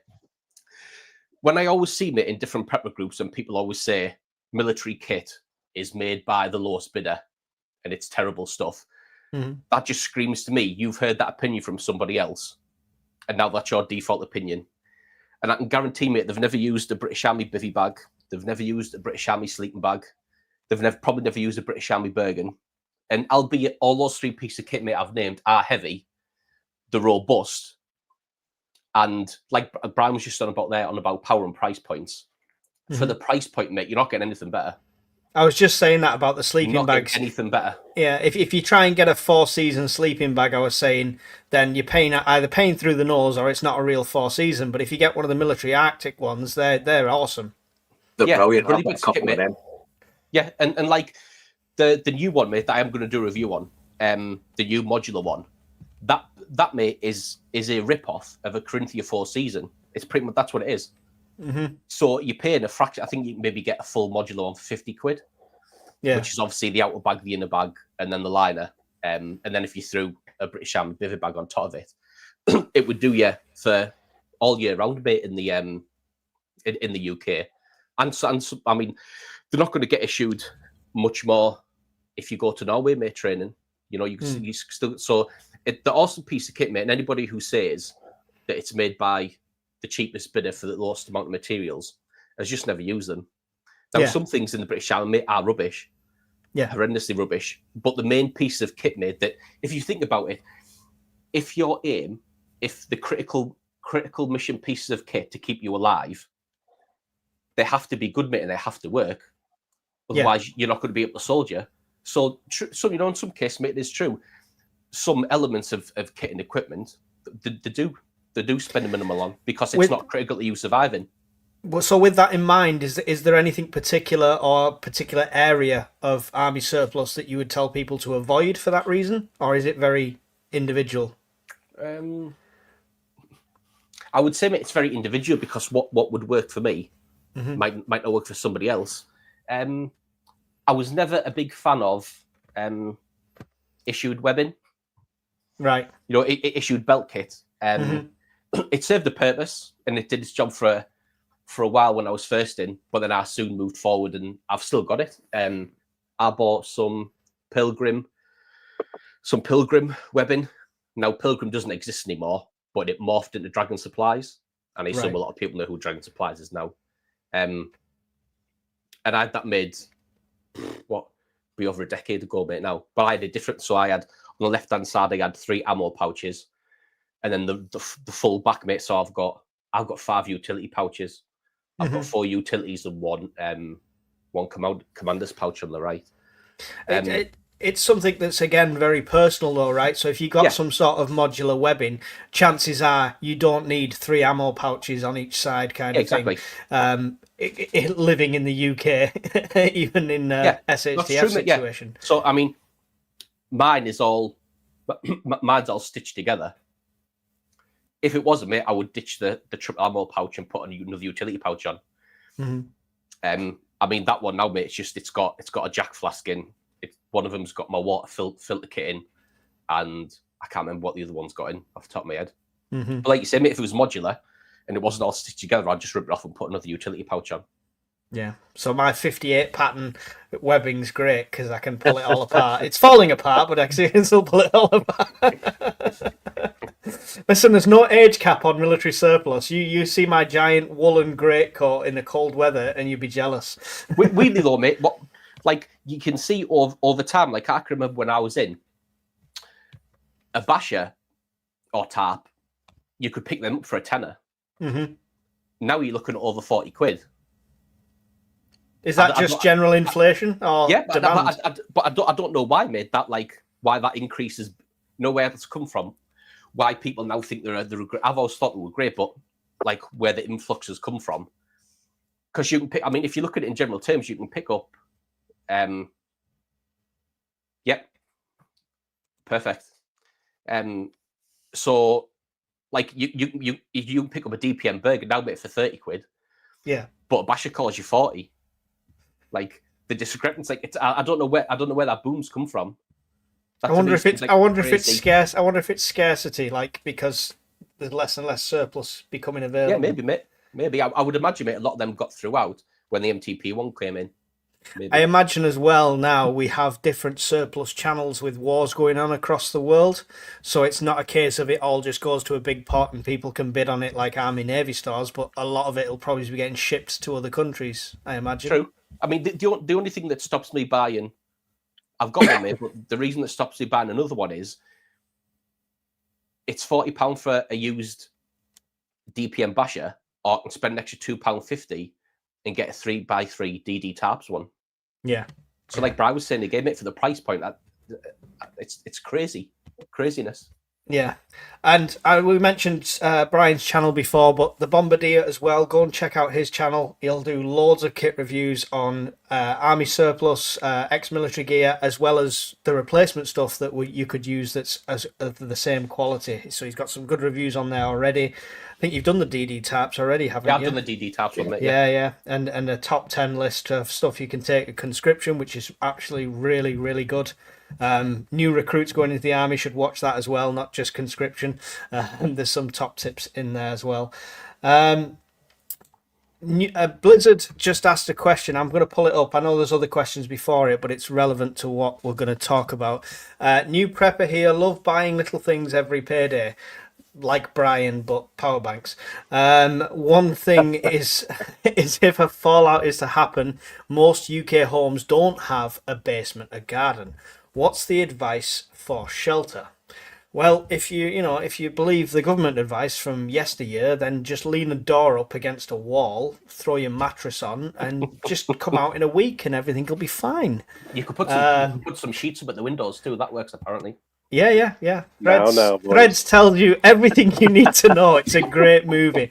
In seriousness, though, we're talking about fallout, not blasts. We're not talking about direct strikes and stuff like that. What advice could we give here? I'll come to you first, Andy, because you've slacked for an hour. So, what advice could you give for sheltering in place when it comes to fallout? What advice would I give? The only advice, mate, I've got is stuff I did in the military, and it's not a very nice way of life. You know, like, and all the stuff I did, mate, was with MBC suits, in a boots, out of boots. Started with a S6, went to S10, then went to a GSR, full as earth, litmus strips. Like, it is an horrendous time. Yeah. Like, and to be fair, mate, I think Brian's along the same lines. It's something I don't prepare for. No, because I really, really don't want to. But yeah, but not even if I mean, I get you don't prepare if it's happening to us directly, but if it's happening across the Baltics and it's weather that's bringing fallout over, I mean, you just got to close your doors, close your windows, seal everything up, kind of thing. Is there anything? Surely you prepare for that kind of thing because it's very survivable at that rate. To be honest, I don't. It's not in my it's not in my wheelhouse. Time and distance. Like I really don't. It's something I've never ever given any thought, mate, to be honest with you. I don't really. Yeah, it's something I just don't prep for. I mean, Brian? Elephant in the room, right? And not just me for once. We're talking about how to protect from fallout and all the rest of it. So all these contaminated particles are sprinkling down on your house, car, your garden. We won't even get to the fact about the water table or the food chain or anything like that. At some point, you're going to have to leave the house. At that point, everything you're wearing, touching, breathing is trying to kill you, potentially. Right? As you move, you're kicking it up. As anybody else moves, it's kicking it up. If the wind blows, it's kicking it up. So, even though you're sheltering from the initial effects inside the house, unless you're going to stay there for a very long time, right? 2 weeks. And you go outside, and then you disturb all that again. The point I'm trying to make is that it's got to go somewhere. It won't just disappear. I mean, the half-life, it will decrease over time. But it does. I mean, it drops significantly. The radiation element drops in the air like by an order of magnitude, or by the hour and by the day. So it can become non-harmful as such without treatment for after about a week or so. Yeah, I'll jump in there. I've looked into this a little bit. So after 72 hours, you're looking all right. After 2 weeks, you're fine to basically go outdoors. But for the first 72 hours, you don't want to be anywhere near the stuff, and especially the biggest vector is breathing in the particles. This is only for fallout. And the reason why fallout is very different than like a Fukushima event is the different types of radioactive fallout and uranium that's involved in it and the energy that's used up in the blast and blah, blah, blah. But it's time and distance. So time, 72 hours, you definitely don't want to be anywhere near the stuff. And 2 weeks, you're looking all right then to basically venture out your house with some safeguards. But the issue with UK housing is keeping the distance from the fallout. Now, from what I've managed to obtain, whether it's right or wrong, but it's printed off and it's in files and binders and stuff ready to reference, if you can stay about 15 feet away from said particles with as much mass between you and said particles as possible. So I'm quite lucky in my house where I've got the upstairs landing, which keeps a good distance from any exterior wall. Plus the roof line is further than 15 feet away from that due to the pitch of the roof and everything. And it would be a case of stick the missus and the baby on the landing on the first floor and stick as much mass. And one of the biggest mass things that I would use would be water. All the 25-litre water jugs would be getting stacked up. The sofas, the doors, the hardwood doors would be getting unscrewed from inside the house and everything would be stacked up. And I'm not saying it's going to be perfect by any means, but from what I've spent a fair bit of time researching, because I'm a sad bastard, I do feel comfortable in that situation where if it was just a fallout scenario, I'd be okay. Obviously, if it was a blast, I'd put my curtains up. But yeah, from a fallout perspective. Is But that, I feel- are that them Timu anti-nuclear curtains? Yeah. Can I ask a Yes. question on that then? Because it just, again, it might be me. But what about Chernobyl? When that happened and you've got all the... different radiation. Yeah, different type of different radiation. Yeah. The way I've come to think of it is, this might not be the right way to say it, but think of it as a nuclear blast. The energy is used up in the blast, and you're left with the radiation, versus a nuclear spill from a meltdown. Oh, right, Do you know what I mean? Think of it like that. spent. So Right. if you look at, I'll send you some of the data if you want, because I've got I think I sent a picture of it ages ago in the garage floor when I sorted it out. But I've got folders and folders and tons of the stuff printed out and everything. It's all reference material. But the fallout decay rate, if you can last 72 hours staying 10 plus feet away, and I say 15 feet away from any sort of particle for the first 72, and the key thing is, do not breathe it in. If you get it inside your body, it's curtains. If you keep away from it, and I'm sorry, I didn't mean curtains and put curtains up, I mean you are dead. But if you can keep 10 to 15 feet away from it for 72 hours, the rate of decay of the half-life of the radiation, it's honestly, Brian, I'd be very surprised if you didn't survive. So the one, say you had a Chernobyl type event. So the problem with that one is then the energized particles are coming straight for the reactor core. So they're still energized, whereas with a nuclear blast, the radioactive material is spent, or the energy spent in the fission process when it goes boom. The best way to think of it. And then there's the two different blasts, isn't there, with a nuclear or atomic weapon. You've got the air burst or the ground burst, or the ground hit.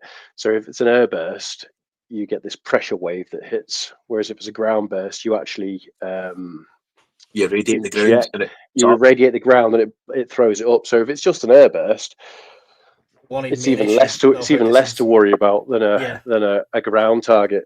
So we can talk about this. The Scottish pepper meat over a few beers, and Fukushima, but the Zaporizhzhia plant. See, if that actually accidentally gets blasted, we're all really in the shit then. The prevailing winds, it wouldn't be great. Yeah. I mean, I don't think it'd be an accident from either side, but yeah. And it's worth mentioning the middle ground of this is a form of like dirty bomb, because it wouldn't be as efficient as a manufactured nuclear weapon, so you would get that residual more radiation coming out of that as well. So basically, for the shelter advice, understand kind of like the duck and cover sheltering practices. We joke about threads and stuff like that because they're hiding behind a door when a blast hits the side of the house. We're not saying that's going to happen, but central to your house, underground is ideal, but central area of your house, like Hawkins says, if you've not got a hallway like he's saying, it's basically the closest to the centre you can, and whichever wall or exposed window is there, you need to block that as much as you can. So you're just staying away from any of the particles at all, taping up obvious vents and stuff like that. One advice that comes up always is know where your nearest fallout shelter is. Irrelevant. but forget, for us serious preppers who stack all rice and beans, those massive mylar bags are great density of material, and it will be irradiated, but it's not radioactive. So actually, if you were to have any bacteria in the bags, that will get irradiated, but the food is still safe to eat because it's not being in contact with the radiation. Do you know what I mean? So you could stack that up next to your windows, next to your doors, whatever you wanted to do. It's great mass to be able to throw at something the same as water. Just wanted to drop that in there basically, because and it's worth mentioning that Earth does the same thing. Sandbags filled with earth and stuff like that. If you wanted, say you've got a cellar, but a lot of cellars have a window in this country. If they do lucky enough to have a cellar, then blocking that up from the outside in advance with like mass sandbags full of mud and stuff would make a massive difference. And last one on that is iodine tablets. Often a prepper go-to when they're panic buying. They all buy these iodine tablets thinking they're going to be magic and they can walk through and just become radioactive man. Something you stock, Brian? No, I'll just sit and get pissed with red wine, mate. Oh, there you go, red wine. Hawkins, is it something in your plan? I have it. I Yeah. have a fair chunk of them. Apparently, they're not really recommended once you get to my age over 40s, especially Brian's age over 50s. It's kind of pointless by the time you'd suffer the side effects. It's not worth it for children, like really young. That's where it's aimed at. But I'd need to look at the effectiveness of it for what type of radiation. I'd need to go through my notes on that because I'm not entirely sure it works. The type of isotope that's released from a nuclear bomb is not the same as a nuclear reactor, and I'm pretty sure that the iodine, especially that I've got, and I think it's in general, is only for the type of cesium or whatever from a nuclear power station. So I don't think it really works for nuclear. I'll be taking some. I'll be taking some just in case, even though I'm past the 40 mark as well. But basically, it works by flooding the thyroid, right? So not the thyroid then can't absorb anything else, and that's the whole idea behind it. Andy, you said you don't stock anything for that. I assume iodine's not something in your kit either. No. There we go. So there we go. We'll just sit and get drunk, mate. I'll be fine. We'll sit and get pissed looking out the window. It's a good way to go, mate. It's a good way to go. We'll be sitting looking at yours two eating these iodine tablets like Smarties. covered in full of earth everywhere, litmus strips hanging off them. Like a 90s dance rave. Behind our safety curtains. Well, some of us want to survive and some of us clearly don't. That's all I can say. Let's go to the chat and go back to some of the questions that we missed earlier. We did that one. Thank you for that one. Will there be Pepsi/Coke available in World War III, do you think? There will be a Brian's. Yeah. Only for about a week. Yeah, maybe not that long. Cheers for the question. I'm sure it will be. Nuka-Cola, that's what we'll all be drinking. What products would you stock up on for World War III?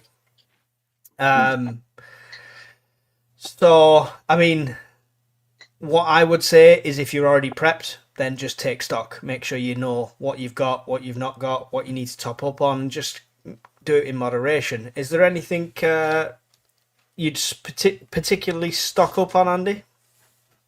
I would. If it was me, mate, and I had 40 quid to spend, I would buy that it's not new anymore, that modular British Army sleeping bag, because that will serve you, mate, all year round. Yeah, and you don't need anything extra to warm yourself up in it. Yeah, I mean, if you were sleeping outside and it was really, really cold, you can throw like hand warmer at the bottom to warm your feet up. We used to do that every now and again. But even then, it weren't cold. That was just for a bit of extra comfort. Yeah. So that's what I would do, mate. That's a product I would buy, because everything else I would say, you've already prepped for. You've already got your food. You've already got your water. You've already got all the stuff that would help see you through it. So that for me, mate, would be one piece of kit, because then you could treat, if everyone in your family, mate, like for Philip, if everyone in his family had one, you could then just treat it like a big sleepover for the kids. You could all sleep in the same room, and that's what I would do. Yeah, it comes in handy for not only bugging out and potential camping trips during peace times. It's also in your own home, because we talk about loss of power, because if it happens midwinter, it can get cold very quickly. Hawkins, what would you stock up on for World War III, or what are you stocking up on for World War III?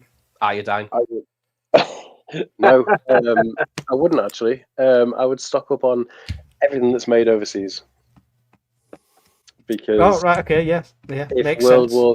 If World War III was to go and kick off properly, the biggest immediate effect I think we'd all feel would be the lack of merchant shipping, the goods being delivered, the semiconductors coming out of China. So, it could be anything from washer machine tablets to shampoo to food to cleaning products. That sort of stuff, really. Lots of medication is imported as well. Yeah, I feel like just having a a supply of everything that you use in your house on a daily, weekly, monthly basis that's just stocked up and you rotate through. That's a good point, mate. It's a good point, mate. What Hawkins has just said. If World War III is your main worry, what you're prepping for, like Hawkins said, mate, you need to start doing that a day, because once that kicks off, pretty much overnight things are going to stop. Yeah. So if like for Philip, if that's his main concern, I would do what Hawkins said, but I would do it now, because you're not going to get anything once it kicks off. There's not going to be a hangover where it kicks off on the Monday, but we're still getting stuff come Friday. No, it'll be whatever's in the warehouse. Yeah, and that'll be gone. Yeah. Yeah, I would definitely recommend that with the food side of things, because like 50% of what's on our plate, I think it's like 56%, but 50% of what's on our plate is imported half the time, and that's just like in general. If you eat all British, wonderful. I'm not saying that about you. Don't get specific.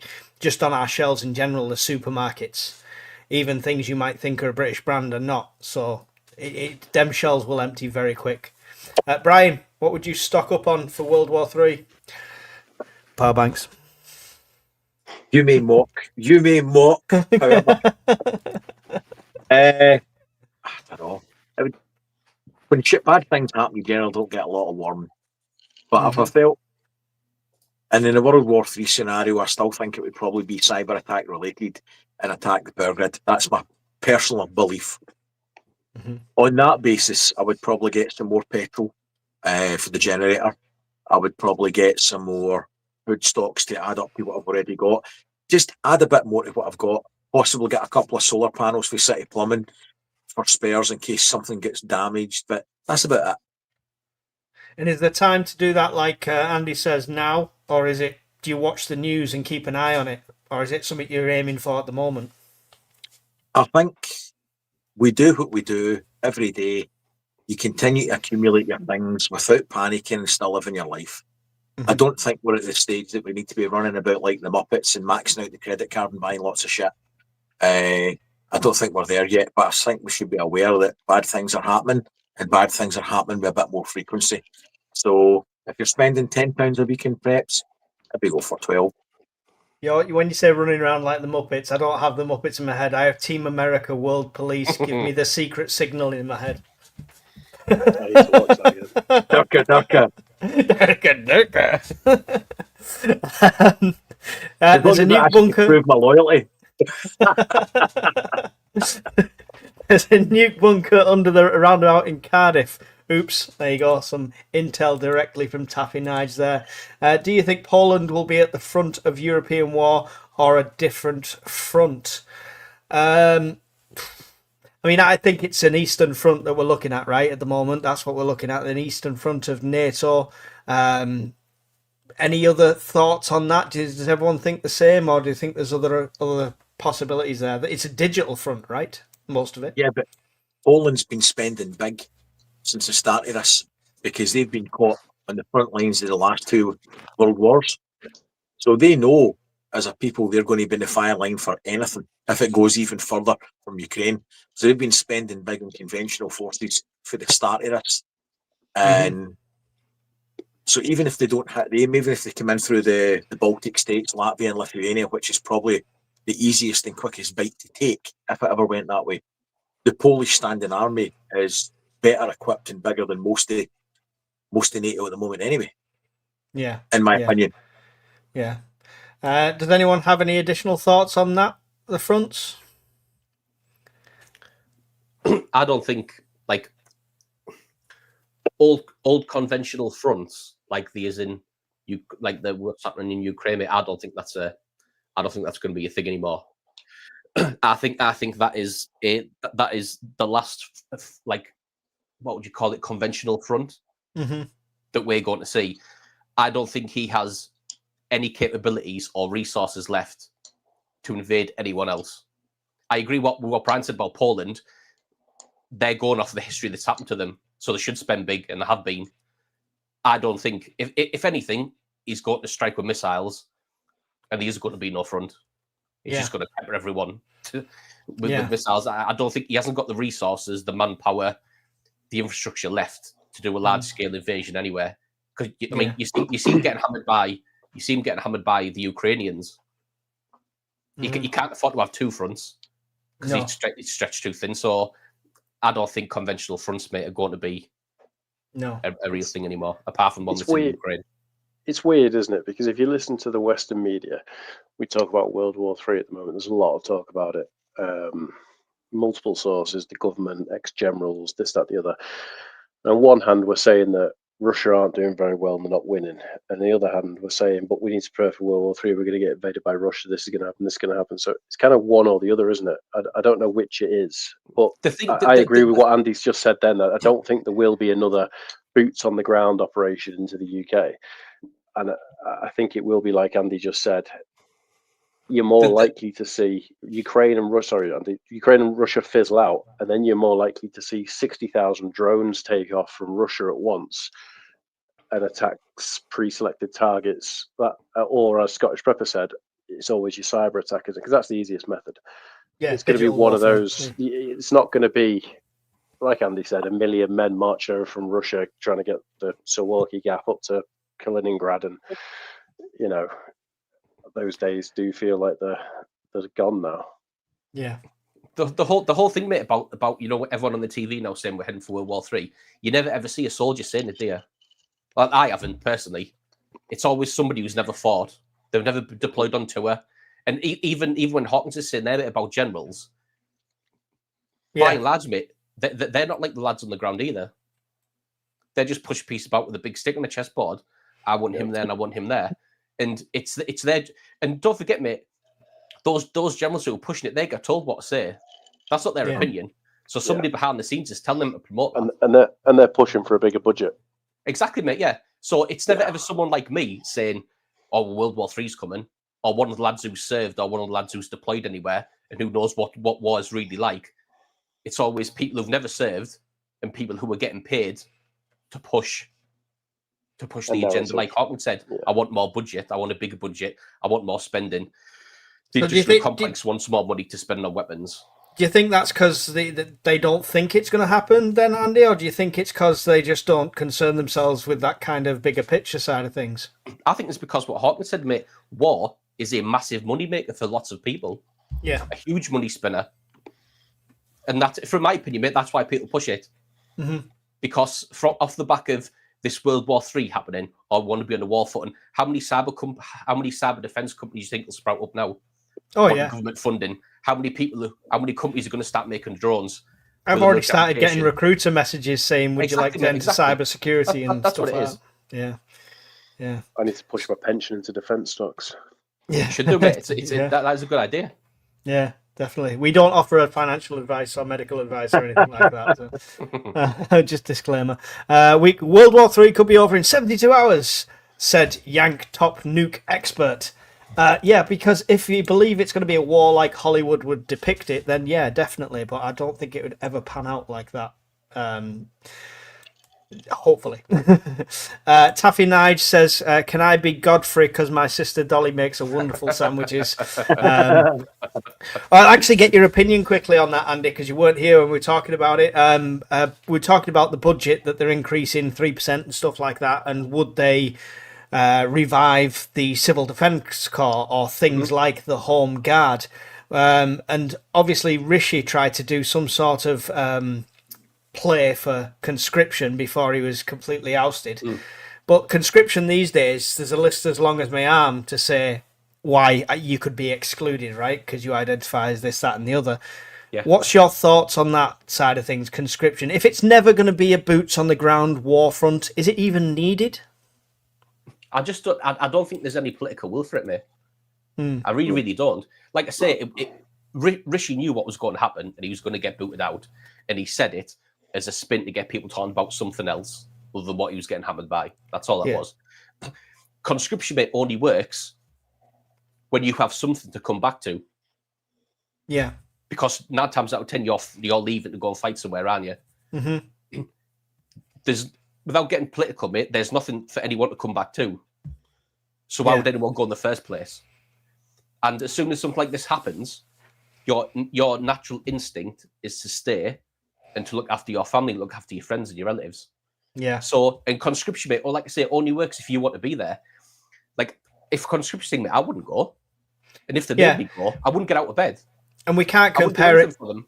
We can't compare it with Ukraine, right? Because if it was troops on our shores, then Yeah, then conscription would yeah. suddenly appeal to everyone, right? Yeah, it would do. Yeah, because then, for want of a better word, the warriors are at the gate, aren't they? Mm-hmm. And so it would be different. But nobody in the right man, mate, is going to fight for Starmer, and no one's going to fight for Ukraine.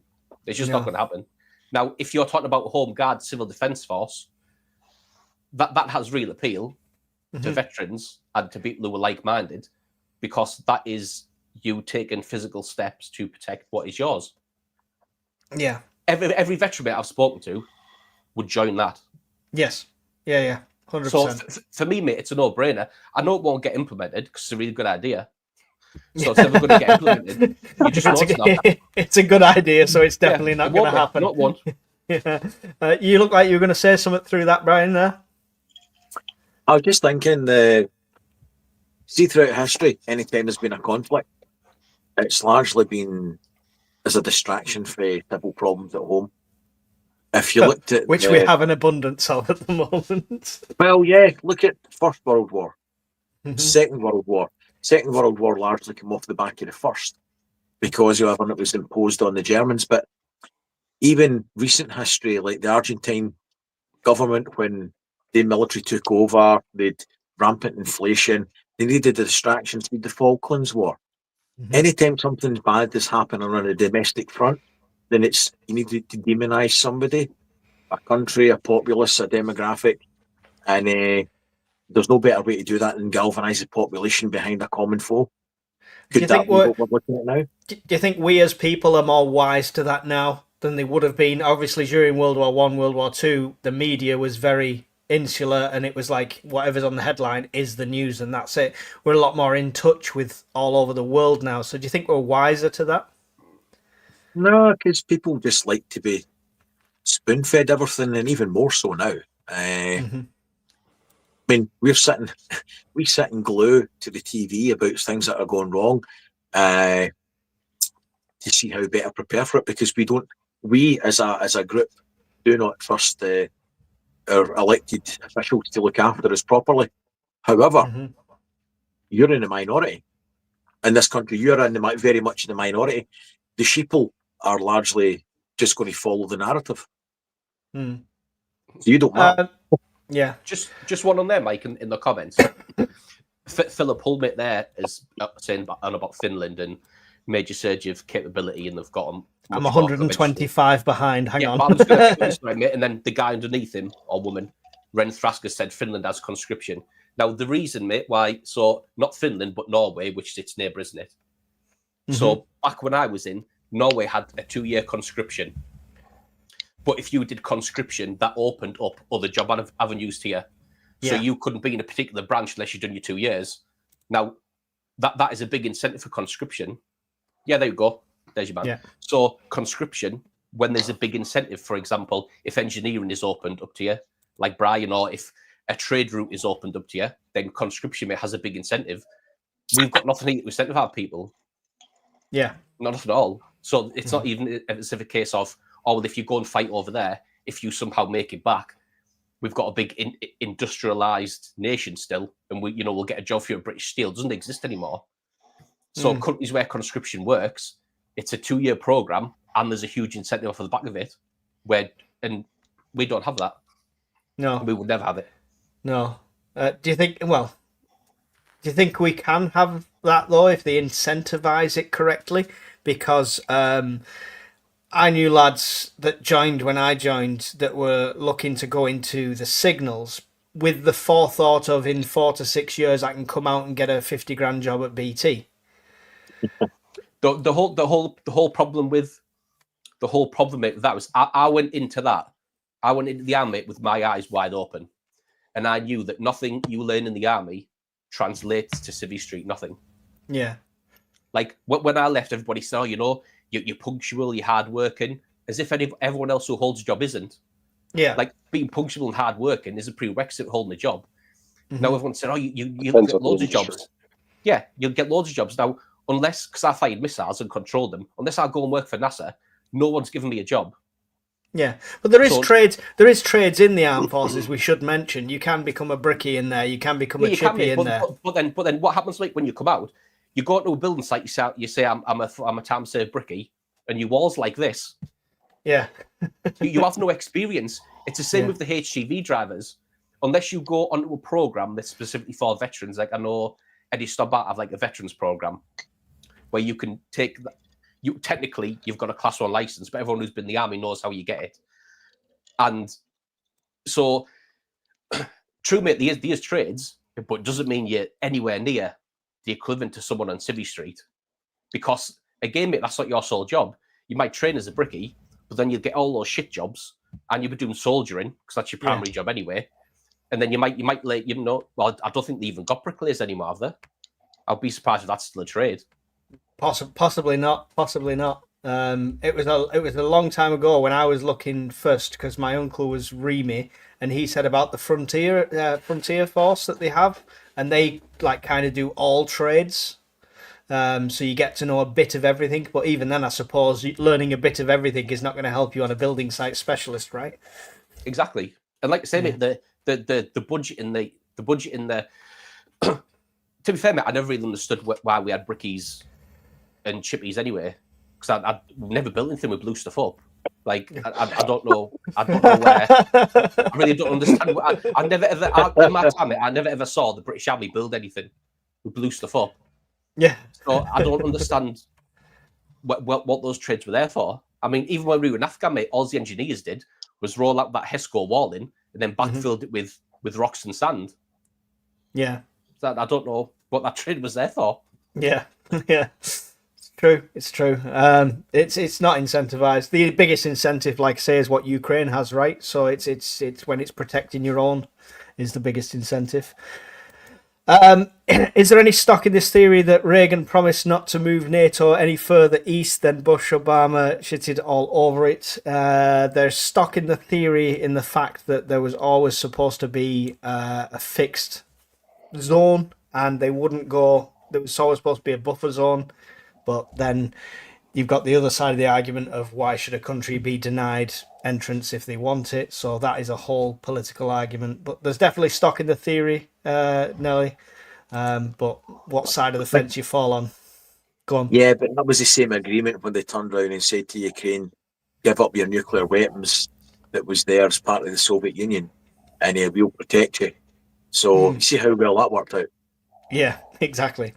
Yeah. Fun fact, every country that's given up nuclear weapons that's been incentivized to do it, they've been toppled.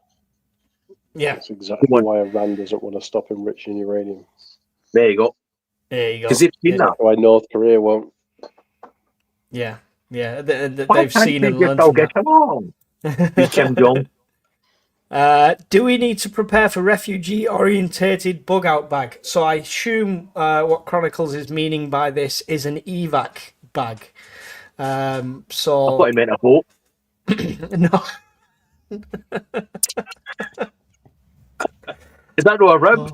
No, we're not talking about dinghies here. No, it's not a dinghy.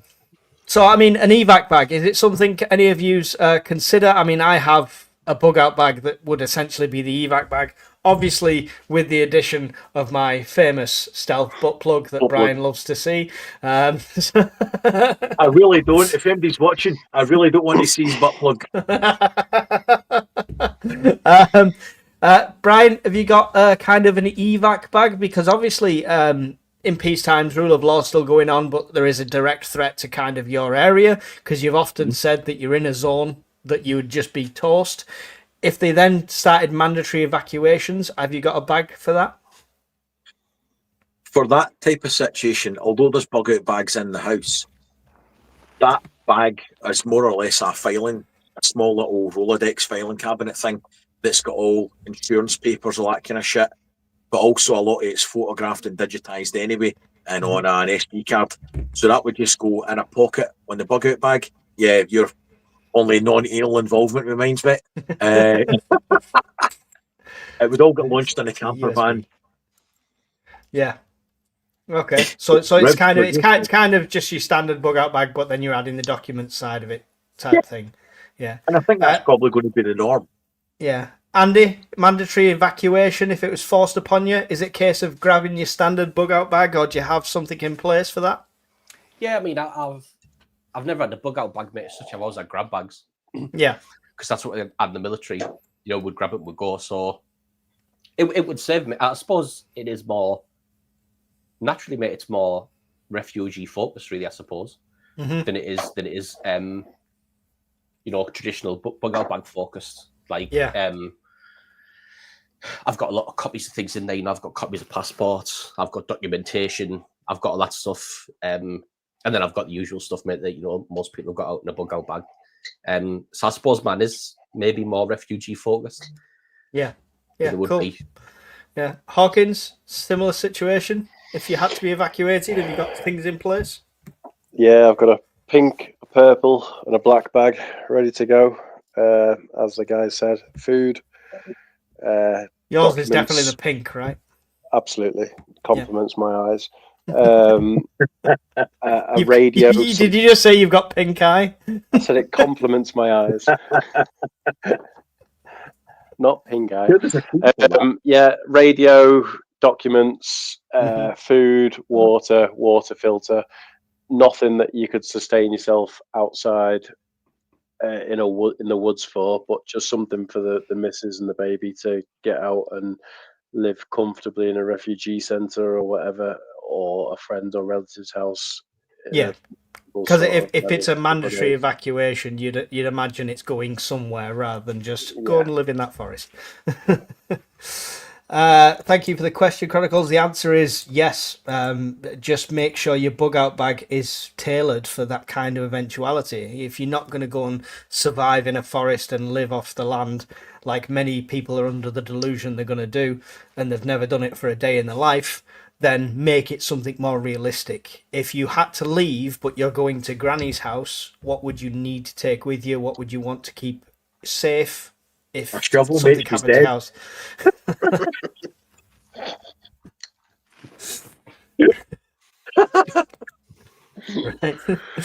Right. Sorry, that was one I started before. Do we actually think Russian nukes really work? Andy, are they the big scary bear that everyone, the propaganda would tell you they are, or is it all outdated tech? Nah, I think that's probably one thing they have invested in, mate, if I'm honest with you. Yeah. I think that's probably where... That's one thing, mate, I wouldn't like to call his bluff on. No. Everything else, mate, like I've said tonight, infrastructure, troops, equipment, food, all that's flailing. I don't call his bluff on having two fronts, so I don't think he's got the capability for it, but that's one thing I wouldn't want to call his bluff on. Yeah, I agree. Thank you for the question there, JP. You can't get a completion certificate these days for knee build without a blower door test for air leakage, he also says. That was regarding your point, I assume, Hawkins. Yep. What happens if you're in a flat on the first floor with no garden? Oh, for water. Is that do you think that's... That was related to the water I saw earlier. Well, you want to be knocking everybody's door in the block of flats and get communal water collection going on. So if you're opening a window, put some or build something, an umbrella, stick it out the window, have something to capture water, pour it in, direct to water, channel it. You're going to need to channel it somewhere. You'll have a water storage cylinder in the loft somewhere in the communal block of flats, or it might be the rising main coming in, but you'll certainly have guttering. Knock everybody's door, get some communal water collection system started. Okay. Personal opinion. Thank you, Polonium, for the £10 super chat, and thank you, Taffy, for the question. If I've missed any questions, I am sorry. When I'm trying to sort these things out, I'm getting 100 behind, so I do try and pick them up, and the lads keep an eye out as well, best we can. When's the war gonna start? Best guess. I would say it already has. We're just waiting for official announcements. Anyone else want to hazard a guess if it will, and if it does, what kind of time frame we're looking at? We're in it. We're in it. But I mean, let's talk officially. Let's talk Mr. Starmer standing at a podium saying we are at war. Do you think that will ever happen? They've said it, but they've already said that. And they've already said it directly and indirectly that we are in a de facto war with Russia.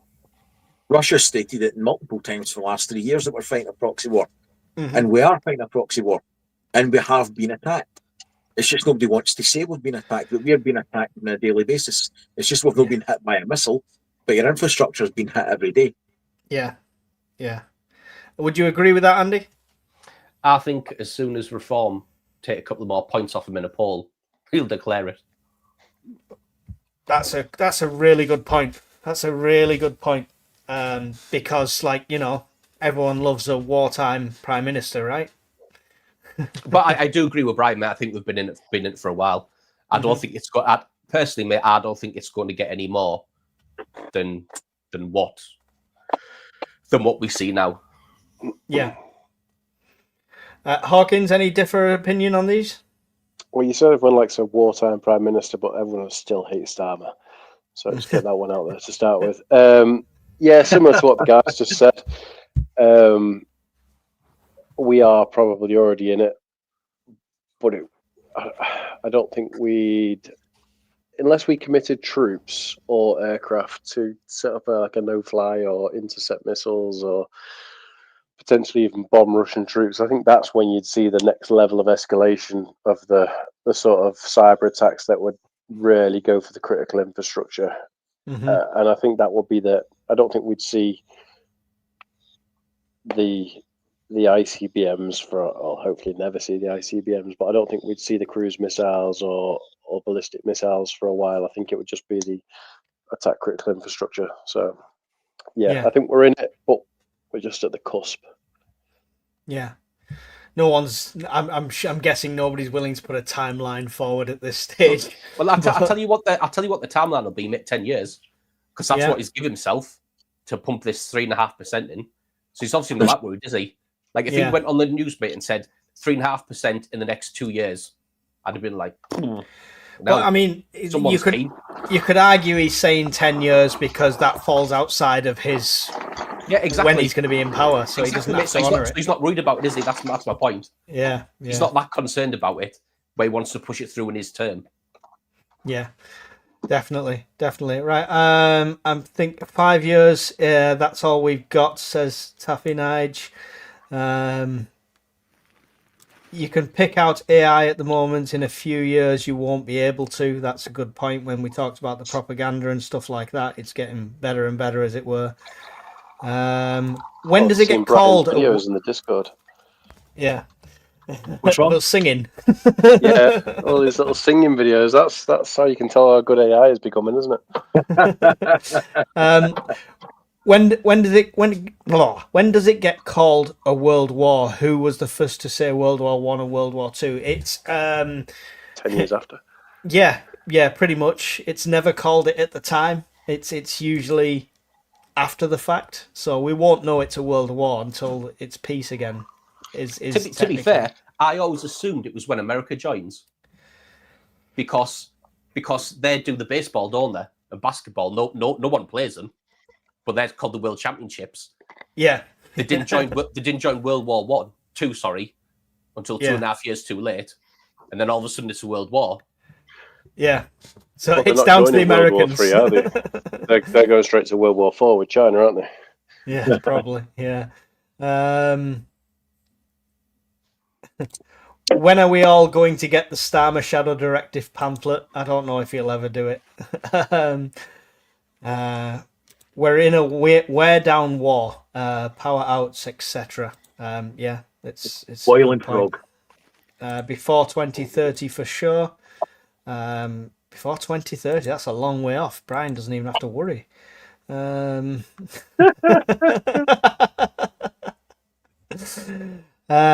Right. I think that's it for the question side of things. I'm sorry if I've missed any. We tried to get through as many as we can, but we have well past our 2-hour mark, which you said we were going to do. There is over 203 people in here. So Andy, I'm going to come to you first. Please use this opportunity to tell the 200 people about your channel. Yeah, so mine is probably quite heavily from an artillery point, because I was there for 7 years. So a lot of my stuff is military kit and equipment that I used. A lot of thoughts on where the military is now, I suppose, and where it's heading. And a lot of the opinions, I suppose, that I talk about, especially on conscription and military stuff, that's all based from lads I served with and lads who I served with who were still in as well. So all my opinions about all my information is formed by lads on the ground who know a lot more than what people on the news are telling you, because you They know, live in it.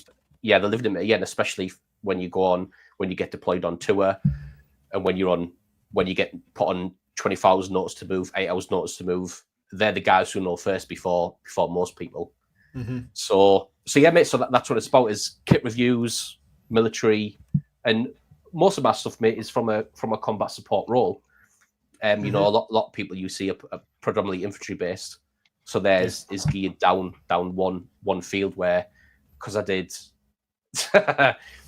And look, see, all Hawkins friends in the chat. Look, engineers are better. That's his fault. That's his Don't fault. bring me into this. See, he brings it with him. Engineers jokes tonight. He's like the Pied Piper of engineers. Just brings them on with him. But yeah, so that's what my channel is about, mate. Kit reviews, mainly military kit, and all that type of stuff. There you go. So whether it's information from boots on the ground or information about the boots you should have on your feet, go and check out the Bombardiers channel. Miss Worm has put the link in the chat there, and you can find it all over my channel as well. Brian, tell us all about Scottish Prepper 73, the pies, the power banks, and the Pepsi. I have no pies in the shed anymore. Not a one. They've all been removed. Failed. You may as well just not have a log burner. Failed Maniac. prepper, mate, at every level. I do preps based on trying to make your life a bit more comfortable. Predominantly a slant towards a grid down scenario. So power banks, generators, solar panel systems, general prep and kit reviews. I would say probably more with a slant on grid down, heavily on a grid down scenario, or even short term, long term duration. That's my thing. There you go. So go and check out Scottish Prepper 73 and subscribe and check out his content there. That's awesome. Really appreciate it. These guys give up all their time, so the least you can do is support them as well. Hawkins, you don't get off lightly. I'd like you to tell us about, or tell the people that don't know about the Discord, if you don't mind. If you join Discord, you'll be subjected to me chatting shit about shit 18 hours a day. No, it's a great bunch of weirdos. I think there's 250 of us now who have different levels of prepping experience and knowledge, and people come in every day and join the crew and ask questions, and Brian spends a lot of his time answering a lot of them about power banks. Tip of the hat to you, Brian. And yeah, anything you want to know, there's generally somebody in there who wants to chat about it and instill a bit of knowledge in you or gain some from you. And it's a great place to talk about anything from grid down and sharing news articles. And honestly, it's a right good group of people, to be honest. Yeah, I thoroughly enjoy the Discord chat, and more engineers the better. And if you do join, just tag the Bombardier and let yourself know and that you're an engineer, because he's anyone about military just loves chatting to. As you can see, we also have a laugh on there. It's about the light-hearted side of things. You know, if you don't laugh, you'll cry, sort of thing. So, but we do try and keep it light-hearted. We don't want to fearmonger here too much. You know, I tend to a little bit, but not too much. All my stuff is. You are. Sorry, I was going to say, I didn't mean to interrupt. There's a late question in, probably for Andy. What are your thoughts on joining the Army Reserves in the late 20s at the moment, guys? Well, people might know that I went through the application process. I've spoke to the captain at the base that was near me, because you go in and have like a little interview with them. And yeah, I've kind of put it on hold fitness wise and what's going on in the world wise. In peace times, it's like a personal trainer that pays you. But not in peace times. You've got to really take some consideration. Any thoughts on that, Andy? I would say if you've got an itch to scratch, I would say the reserves is a lot better than the regulars, purely for a lot of the push, mate, is the government they pretty much essentially want a larger reserve force than the regular one. So most of their budget is pushed into the reserves. So there's a lot more budget, mate, in the reserves to go and do fun stuff. Mm-hmm. So TA, equipment, kit.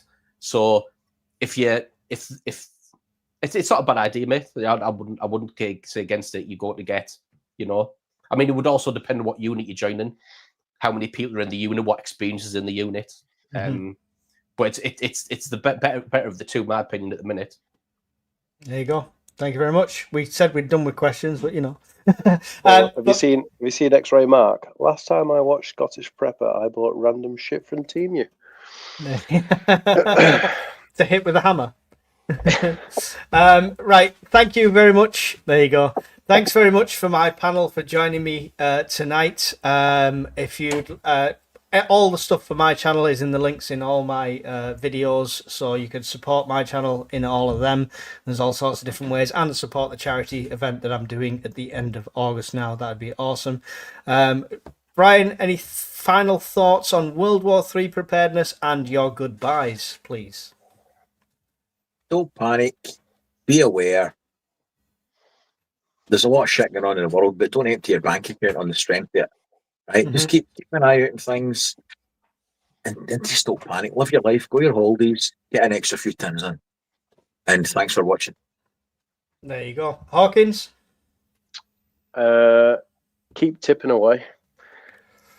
I'm getting solar installed tomorrow, so I'm very happy. And apologies to anybody who's heard me crunching ice infused with gin and slimline tonic through the microphone for the last hour.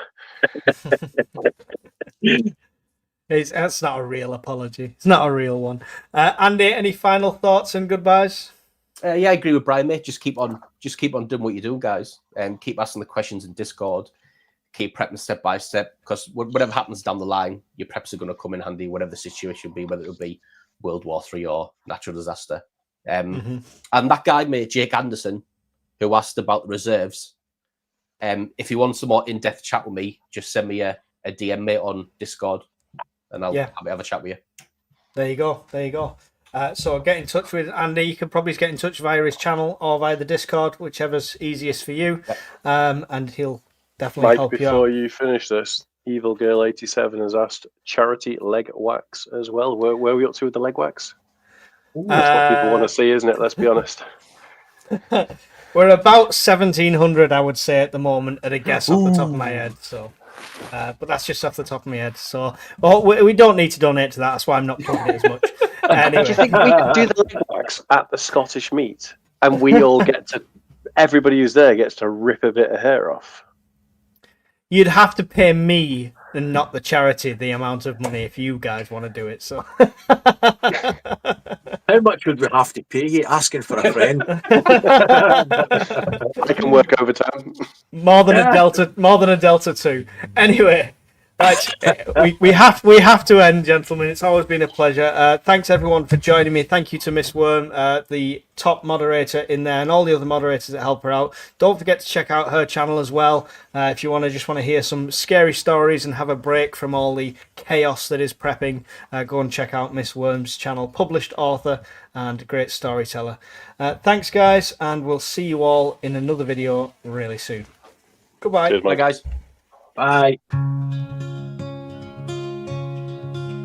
Round the fire, warm and bright, stocked up food for the night. Got our plans set in gold for the days when it's cold. Tools and gear stacked up high in the cabin we reside, listening to the winds howl, prepping for the morning's prowl. At the purpose fireside we stay, ready for that fateful day. Stories shared and hearts alight, round the fire every night.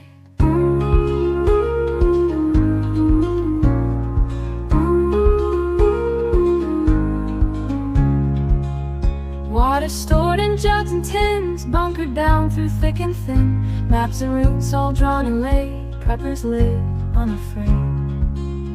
At the preppers' fireside we stay, ready for that fateful day. Stories shared and hearts alight, round the fire every night.